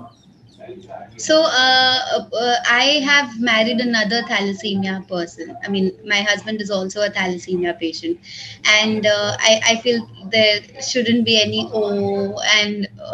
okay to it, because it's kind of a mutual decision. We understand each other. We've gone through similar kind of problems, so it's easier this way. Thank you. And one last word from Ms. Sangeeta. What's the future? That what is happening in the research field? Can you, sir, repeat the question? What is the current most exciting research that is happening in the field of thalassemia? The gene therapies is ongoing on for thalassemia since many years, but still it's ongoing, and in India it takes times to come. And there is a 2-3 more new chelations is upcoming, which is increase the hemoglobin as well as reduce the iron levels. And third, there is a one injection lipoceptals, or there is also there which is actually increase your transfusion regimes, your duration of transfusions. So these 3 upcoming research is going on, and some are actually available in out of India, but we have to wait for certain things because the treatment is very expensive and the medicines also very expensive. So all foundations are actually fighting for it. So hope for the best. We will all get soon. Yeah, we end on this positive note of having all the best things coming back to India. Nehal's wedding. I think we are on a very, very positive note. And thank you for this wonderful session. And I wish you all the best. Thank you very much. Thank you for being the opportunity. Thank you. Thank you, everyone. We now move on to the next session with a session intro video. I request the admin to play the session intro video.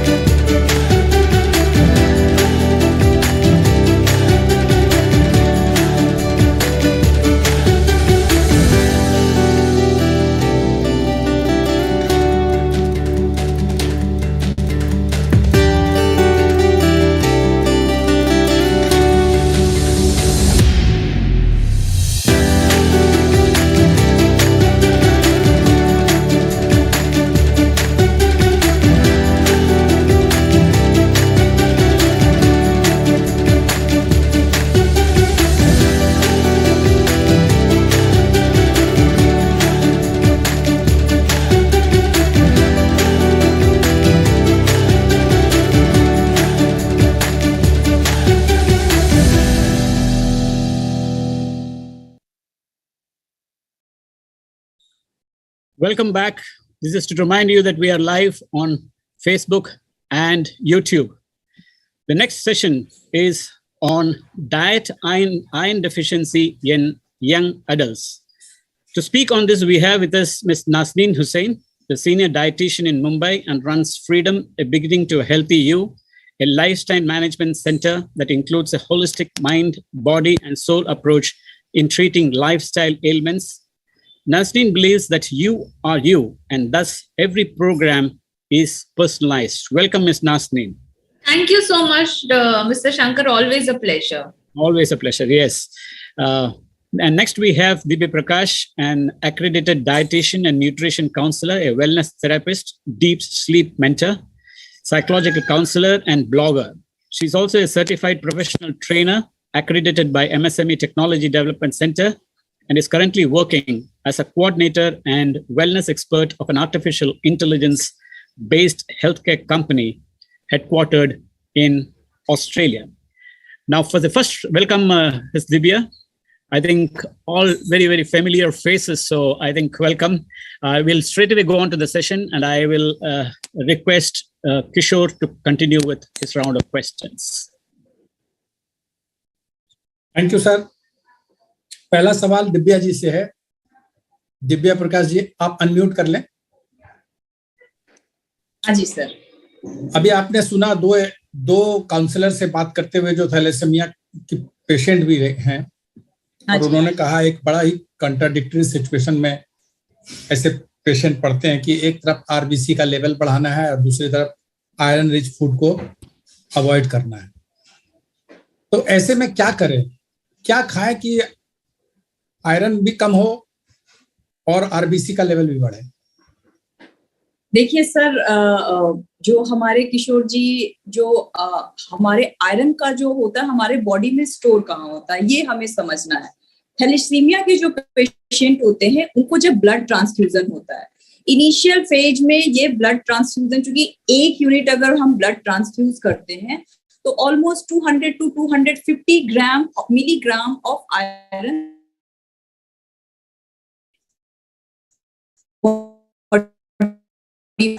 और वो हमारे ये है, फिर वो पर ये जब 10 to 12 unit of blood transfusion में हम ब्लड ट्रांसफ्यूज करते हैं तो बॉडी में आयरन का स्टोर बहुत ज्यादा हो जाता है. तो ये एक रिस्की सिचुएशन हो जाती है. इस समय डॉक्टर्स बोलते हैं कि एक जनरल मिथ होता है कि भाई हमें आरबीसी बढ़ाना है, आरबीसी बढ़ाने के लिए कुछ मेडिसिन है पर डाइट करना है, पर too much iron rich food को नहीं लेना चाहिए. जैसे कि अगर हम ग्रीन लीफी वेजिटेबल्स है खा रहे हैं जो हमारे रूटीन खाने में, जैसे कि हम होल ग्रेन्स खा रहे हैं, लेग्यूम्स खा रहे हैं, लेंटिल्स खा रहे हैं, इन चीजों को खाते रहना है. हमारे टैबलेट्स खाना है, चिलेशन के लिए खाते हैं, चिलेशन के लिए एक बहुत अच्छा एक चिलेशन मेडिसिन भी आती है, वो खाना है जिससे जो आयरन है वो चिलेट हो. पर आरबीसी बढ़ाने के लिए जैसे अगर वो नॉन वेजिटेरियन है तो रेड मीट जैसे खा सकते हैं, पर वो प्रिपरेशन हेल्दी प्रिपरेशन होनी चाहिए. ऐसा नहीं कि बहुत ही तेल मसाले वाला प्रिपरेशन खा रहे हैं जिससे हमें हमारे बॉडी में आरबीसी का ग्रोथ हो. जनरली ये हीम आयरन बोलते हैं, मतलब हीम आयरन और नॉन हीम आयरन बोलते हैं. तो जो हीम आयरन होते हैं वो जनरली एनिमल सोर्सेज के होते हैं और जो नॉन हीम आयरन होते हैं वो प्लांट सोर्स के होते हैं. तो हमें अगर आरबीसी बढ़ाना है तो कम क्वांटिटी में लेकर के हम हीम सोर्सेज जैसे कि एनिमल प्रोडक्ट्स को बॉडी में लेने की कोशिश करेंगे. फिर भी वो बैलेंस्ड अमाउंट में करेंगे कि हमारा लेवल कितना ज्यादा बढ़ा हुआ है. विटामिन सी के सोर्सेज को फूड में हम ज्यादा इंक्लूड करेंगे ताकि जो भी हम खाते हैं उससे हमारा एब्जॉर्प्शन हो और बॉडी में जो अदर न्यूट्रिएंट्स है उनकी रिक्वायर्ड अमाउंट को हमें लेते रहना है. तो ये जो सिचुएशन है थैलेसीमिया या जिनके पास ब्लड ट्रांसफ्यूजन होती है वो कंटिन्यूअस डॉक्टर के सुपरविजन में होना चाहिए और वो टेस्ट होना चाहिए कि कभी लेवल बढ़ रहा है या कभी घट रहा है. Not only of iron, other nutrients also हमें उसको चेक में रखना है. हमें कुछ एग्जांपल्स बताइए जिसको खाने से आरबीसी तो बढ़े लेकिन आयरन ना बढ़े. जैसे मैंने आपको हीम और नॉन हीम आयरन बताया, आरबीसी जैसे मैंने आपको पहले ही क्वेश्चन में बताया है कि आरबीसी बढ़ाने के लिए जैसे कि आयरन कहाँ पाते हैं, आरबीसी है हीमोग्लोबिन हमारा आयरन कहाँ रहता है, हीमोग्लोबिन में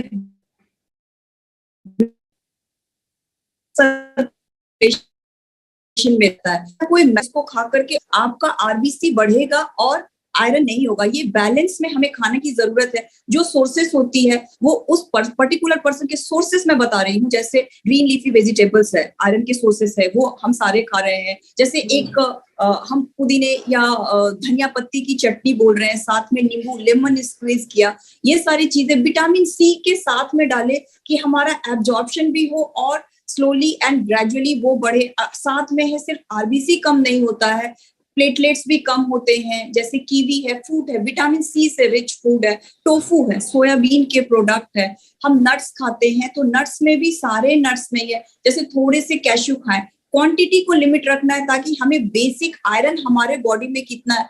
ऐसे जब एक डाइटिशियन कोई भी डाइट या सोर्सेस को बताते हैं, किशोर जी, ये जो एक नॉर्मल मिथ है कि एक जनरल डाइट सभी को लगेगा, वो नहीं होता है। उनका लेवल क्या है, उनकी आयरन की का लेवल क्या है, उनका आरबीसी का लेवल क्या है, उसी अकॉर्डिंग वो वेजिटेरियन है, नॉन वेजिटेरियन है, उनके सोर्सेस क्या है, वो कितना ले सकते हैं, उसके ऊपर ये सारी डिसीजन हम लेते हैं कि उनको क्या प्रोवाइड करना है। जनरली जो आयरन सोर्सेस हैं और साथ में विटामिन सी रिच फूड है, उनको खाएंगे तो फिर हमारा आरबीसी का लेवल बढ़ेगा और ऑब्वियसली मेडिसिन तो साथ में लेनी ही पड़ेगी आयरन चिलेशन के लिए। थैंक यू दिव्या जी, आप बने रहिए। शंकर जी आपसे सेकंड राउंड में सवाल पूछेंगे। मिस नाजरीन हुसैन, आपसे मेरा पहला सवाल ये है कि ये फॉलिक एसिड डिफिशियंसी भी होता है थैलेसीमिया में जी, तो ये किस तरह के फूड में पाया जाता है, इसको कैसे बढ़ाया जा सकता है फॉलिक एसिड? थैंक यू किशोर जी, ये आपने बहुत एक अच्छा क्वेश्चन पूछा और आई थिंक दिव्या जी ने पहले इसको थोड़ा सा अच्छे से एक्सप्लेन भी किया है कि जब हम फोलिक एसिड के बारे में बात करते हैं, इट इज विटामिन B9। ये एक बहुत इंपॉर्टेंट चीज है क्योंकि आरबीसी लेवल जो है इसको हेल्दी रखने के लिए इसकी जरूरत होती है। अब जब हम फोलिक एसिड के बारे में बात करते हैं, मोस्टली ग्रीन लीफी वेजिटेबल्स है, सारे होल ग्रेन सीरियल्स है, पल्सेस है, मिलेट्स है, इन सब में जो है भरपूर फोलिक एसिड पाया जाता है। तो जो हम एक नॉर्मल इंडियन डाइट में जो एक भरपूर एक वेजिटेरियन डाइट खाते हैं, वहां से फोलिक एसिड हमको आराम से मिल सकता है विदाउट एनी चैलेंजेस। क्या ऐसे कोई सिम्टम्स हैं कि बिना टेस्ट कराए उस सिम्टम से हमें पता चले कि हमारे बॉडी में आयरन की कमी है? सिम्टम्स में यही है कि एक तो जो है टायर्डनेस बहुत लगेगी। End of the day, like हम बहुत बार काफी लोगों को सुनते हैं कि एंड ऑफ द डे जैसे बस अब दिन खत्म हो जाए, हम लेट जाए, we are very tired. Okay, muscles जो है हमेशा इसमें बहुत एक फटीग फैक्टर रहता है, टिंगलिंग थोड़ा सा रहता है। इसके साथ साथ जो है ब्रेन में भी थोड़ा सा धुंधला धुंधलापन रहता है, जिसको हम बोलते हैं brain fog, right? So the thinking is not clear, उसमें बहुत ज्यादा people find it very hard to concentrate. So ये टिपिकल सिम्टम्स है जहां पे जरूरी है कि we check iron levels. Iron को जैसे दिव्या जी ने बोला, इसको विटामिन सी के साथ सप्लीमेंट करें, फोलिक एसिड लेवल्स देखें, विटामिन B12 लेवल्स देखें। तो ये जो सारे चारों चीजें हैं इनको साथ साथ देखें। इसके साथ साथ हम ये भी देखें कि जो हमारा विटामिन A लेवल है, बीटा कैरोटीन लेवल है, इसको भी जो है भरपूर लेना है, because each of these are related to each other. देखा गया कि प्रेगनेंसी में आयरन की कमी महिलाओं में आम है। तो एक प्रेग्नेंट महिला के लिए क्या डाइट प्लान होना चाहिए? एक प्रेग्नेंट महिला के लिए जो है ये सारे न्यूट्रिएंट्स बहुत इंपॉर्टेंट है। इनफैक्ट गवर्नमेंट ऑफ इंडिया ने जो है अब iron, vitamin C, folic acid, इन 3 चीजों को तो कंपल्शन कर ही दिया है। तो इनको बिसाइड्स द डाइट इनका सप्लीमेंटेशन भी जो है ये कंपल्सरी किया है, क्योंकि पहले देखा गया था कि, और ये एक्चुअली मेरा खुद का एक प्रोजेक्ट भी हमने किया था बॉम्बे में, it was a multi stakeholder programme, कि जो हम विमेन को देखते हैं, इनका हीमोग्लोबिन लेवल जो होता है 6, 7, 8 even when they are pregnant, तो जो चांसेस ऑफ मिसकैरेज होते हैं ये काफी हाई होते हैं। इसीलिए अगर हम तभी से, in fact planning for folic acid and iron should be done before pregnancy, right. तो इसका जो जर्नी है, इसको हम जैसे ही टीनेजर हो या किसी की शादी हो and you are planning a pregnancy over the next 1 year 2 years, you should start preparing your body, because folic acid also is required for the healthy spine. तो स्पाइनल बिफिडा जो बोलते हैं, अगर फोलिक एसिड कम है या mental retardation है, these are some of the symptoms अगर नहीं लेता। अब जब महिला प्रेग्नेंट होती है तो हमको इमीडिएटली फर्स्ट महीने में पता नहीं चलता, and that is a critical time जहां पे सबसे ज्यादा ब्रेन डेवलपमेंट होता है। तो जो फोलिक एसिड सप्लीमेंटेशन है, इसको मतलब प्रेगनेंसी से पहले ही चालू करना चाहिए। तो nutrition is not only during pregnancy, but it starts much before that. बच्चों और युवाओं का क्या करें? जो जो चीजें आप लोग मना करती हैं, बच्चों को वही पसंद है। जो आप खाने को कहती हैं वो खाना नहीं चाहते। उनका डाइट प्लान कैसे बनाएं? हम लोग पेरेंट्स के लिए ये बहुत मुश्किल काम है, कैसे बनाएं और कैसे उनको कन्विंस करें, क्योंकि वो ज्ञान की बातें नहीं सुनना चाहते। नहीं, वो तो सही है। एक तो जो है सिंपल चीजें हैं, जो कुछ चीजें जो है आयरन एब्जॉर्प्शन कम भी करती है, जैसे ड्रिंकिंग अ कोला बेवरेज और eating it with a calcium rich food, या eating it with a lot of junk food. तो ये जो बहुत रिफाइंड फूड्स होते हैं, एक तो इन दोनों को सेपरेट कर देना चाहिए। दूसरी चीजें हैं जैसे ग्रीन लीफी वेजिटेबल्स, अगर बच्चों को नहीं पसंद है तो simple recipe, and this is something which I also use at the navy, इस जैसे करी पत्ता का पाउडर, करी पत्ता है, हम इसको जो है ड्राई रोस्ट करके इसको हम पाउडर कर देते। तो even if you add 1 teaspoon of it, पत्ता बच्चा निकाल नहीं सकता। उसी तरह जैसे other green leafy vegetables like palak, methi, you use it in disguised form. तो जैसे अगर हम पालक पास्ता बनाते हैं तो अच्छा, उनको ठीक लगता है, दे फील हैप्पी, राइट। और मेथी, कसूरी मेथी की अगर हमने पूरियां बना दी, and for children okay fat is not so much of a concern, then they like to eat it. So feeding it in attractable formats also is very important to them. और बच्चों में ये जरूरी भी है, क्योंकि ये डायरेक्टली देखा गया है कि जैसे जैसे बच्चे कम आयरन खाते हैं, इनके स्कूल परफॉर्मेंस के ऊपर, इनके साइंस और मैथ्स के स्कोर के ऊपर डायरेक्ट इसका इम्पैक्ट होता है। स्पोर्ट्स फील्ड में भी ये बहुत अच्छे से नहीं कर पाते, sometimes they are very tired, and at that time nobody thinks of the tiredness, they think about the body image कि मैं खेल नहीं पा रहा हूँ, मैं हमेशा रेस में लास्ट आता हूँ। So it is also creating a lot of psychological impact. हम खाने के साथ पानी पीते हैं, वो कोक पीते हैं। हाँ, ये डिफरेंस है। Correct. Thank you. अब हम शंकर जी के पास चलते हैं। Over to you mister Shankar. Thank you. Miss Divya, Miss Naslin did mention that people who have anemia feel fatigued quite often and they have such issues. But you are a sleep mentor. Do these people have sleep issues also? Yes, obviously, they will face the sleep issue if they will not get the proper nutrition in your body. Because with lack of iron in your body and anemia, especially when their hemoglobin level are low, the blood circulation, this hemoglobin helps in is a work as a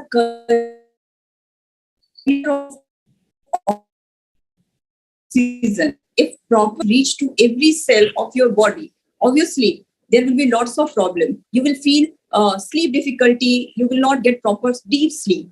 These kind of issue they will face. So what's the remedy? Pardon me? So what is the remedy? Remedy, you are supposed to eat healthy food first. It's a cycle. If you're not getting good sleep, it doesn't mean only some mental health issues are there. It means, it shows that you are not taking good, healthy and balanced food. You need to have that iron rich food in your diet. Like I have told, the sources of iron rich food, like for men, 8 milligram of iron is required in the body. But for mensurating women, it's like 15 milligram of iron is required. And postmenopausal women, they require again 8 milligram. But for a pregnant lady, they require 27 milligram of iron.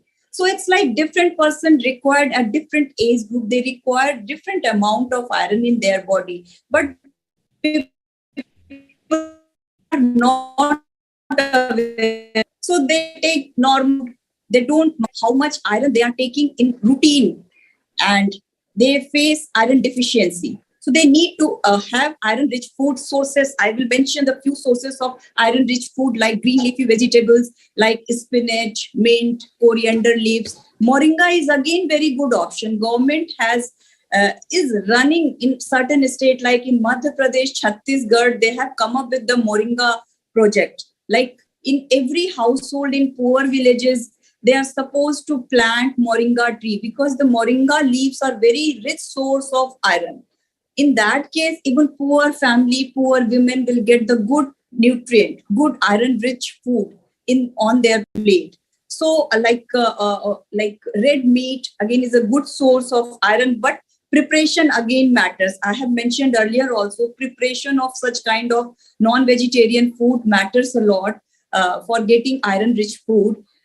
Then again, nuts like almond, cashew. Cashew is again a very good source of iron. Seeds like flax seeds, sesame seed, pumpkin seeds, and then dry fruits like dates, raisins, apricots, prune. They are very good source of iron. Tofu, soya bean, whole grains, wheat, whole wheat, flour, oat. These are very good source. Legumes, lentils, chickpeas, cowpeas, and we can easily include these food in our diet. We don't require, iron is a micronutrient. We don't require too much of iron in body, but we required a small amount, this 8 or 15 milligram of iron in our body. At the same time, absorption of iron is again a very important question. People eat iron-rich food, but they take tea and coffee on very regular interval.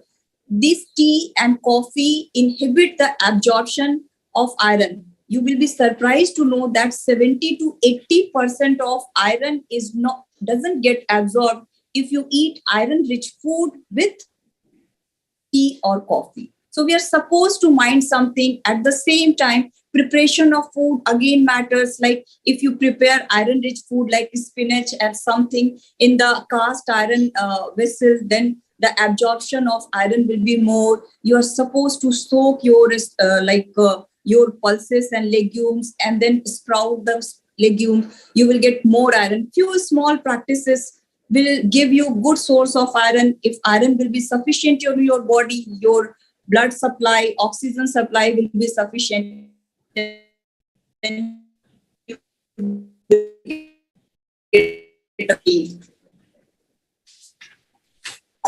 It is sometimes, am I audible? Yes.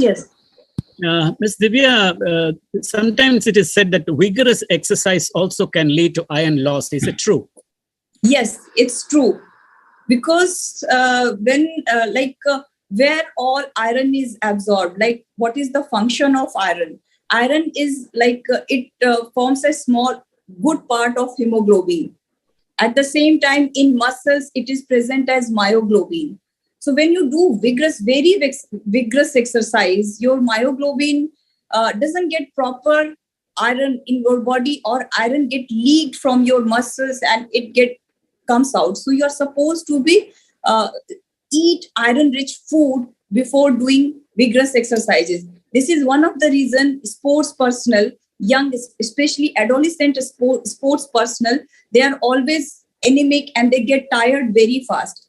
You will be surprised to know that why Indian athletes are not able to perform better on international arena, because they don't eat good food, good, nutritious, balanced food. Everybody feels that we are dietitian. Through Google, we know what we are supposed to eat, but every individual is different. Their body requirement is different. If they are practicing for 5 hours or 6 hours, their nutrient requirement, nutrient requirement is very different. So they are supposed to have proper nutrient rich food according to their physical activity.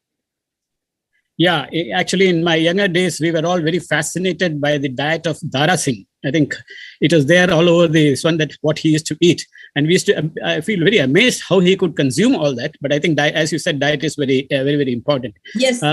Nazneen, my question to you is, of course, Ms. Divya did mention about this great Moringa project, of having drumstick leaves and saplings to be planted in states like Bihar, Chhattisgarh, and other places. Now, is there we have of course planted all these things, but is there any outcome saying that the anemia has reduced because of that? There is an improvement in this whole thing. There has definitely been an outcome, but I think lot more work on awareness building needs to be done, because today when we look at our population, almost 51% of Indians are anemic, and that's like a huge statistic. And it's not only rural India but also urban India. And earlier we whenever we spoke about anemia, we only connected with females, but today we are seeing equal amounts of anemia even in males.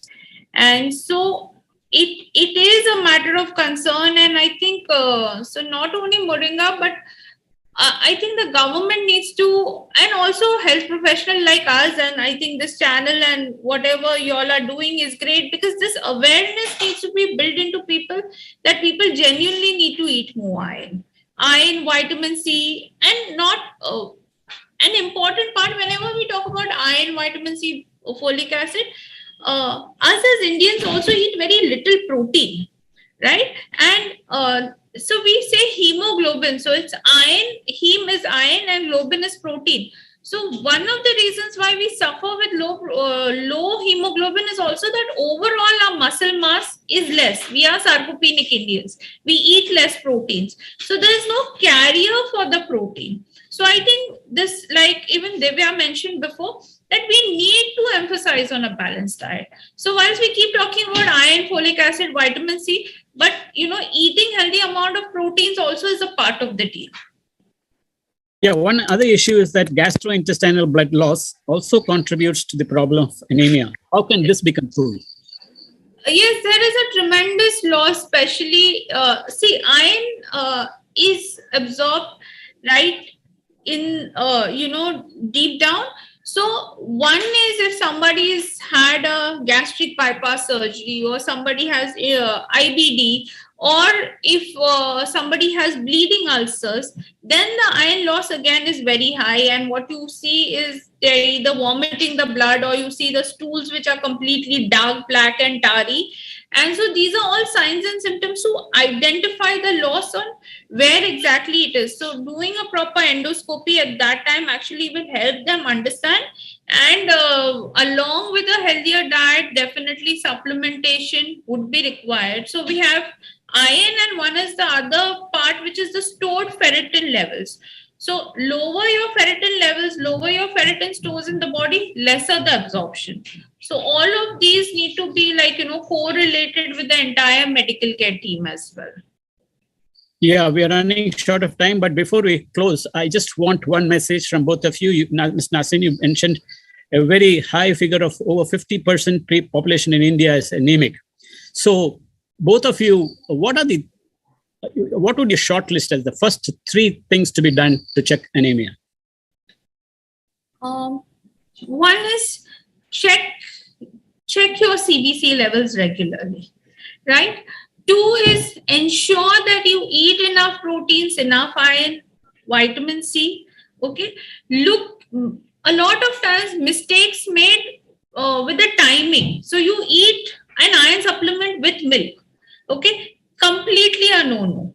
Because iron and calcium interfere with absorption. So iron supplementation with a fruit is okay. Many a times when people are eating iron, we tell them, okay, raat ko jab 2-3 baje, when you go to the washroom, you have an iron and vitamin C at that time, because the absorption is completely like a clear thing.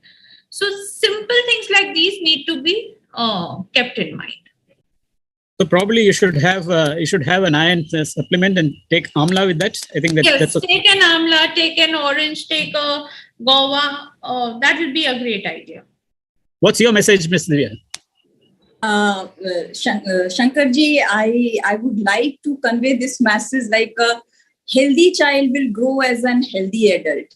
And basically what mistake we Indians do, we don't wean our child after the breastfeeding after 6 months. We continue. Breast milk doesn't contain if very 6 months, they are surviving or they are taking their iron from the store reserves from their mother. But after 6 months, this reserves goes down, and Indian mothers don't start feeding their child with the healthy and nutritious food after 6 months. They feel that the breastfeed is still the best food. So we request all the mother here who is watching this episode and must wean your child after 6 months and start giving them the iron-rich food, because only healthy babies will grow as an healthy adult. We need to break this cycle from this point. So eat healthy, eat balanced diet. No, don't only focus on iron-rich food. If you will include everything, whole grains, legumes, green leafy vegetable, fruits, nuts, seeds, everything in your diet, you will never be able to force yourself to think about iron के लिए क्या खाना है, calcium के लिए क्या खाना है, प्रोटीन के लिए क्या खाना है. हेल्दी खाओ, खुश रहो और मस्त रहो. That is my message. Very, very important message. I think some simple messages also which people didn't know, like you take iron and then you have milk. It's not good enough, or it's totally contradictory.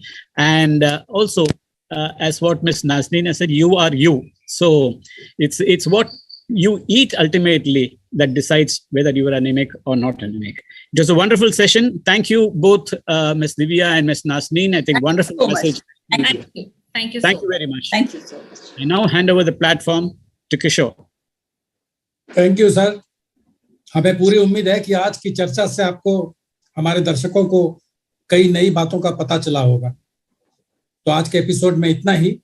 अगले रविवार को हम फिर हाजिर होंगे नए विषय और कुछ नए एक्सपर्ट के साथ सुबह 8 बजे से 11 बजे तक.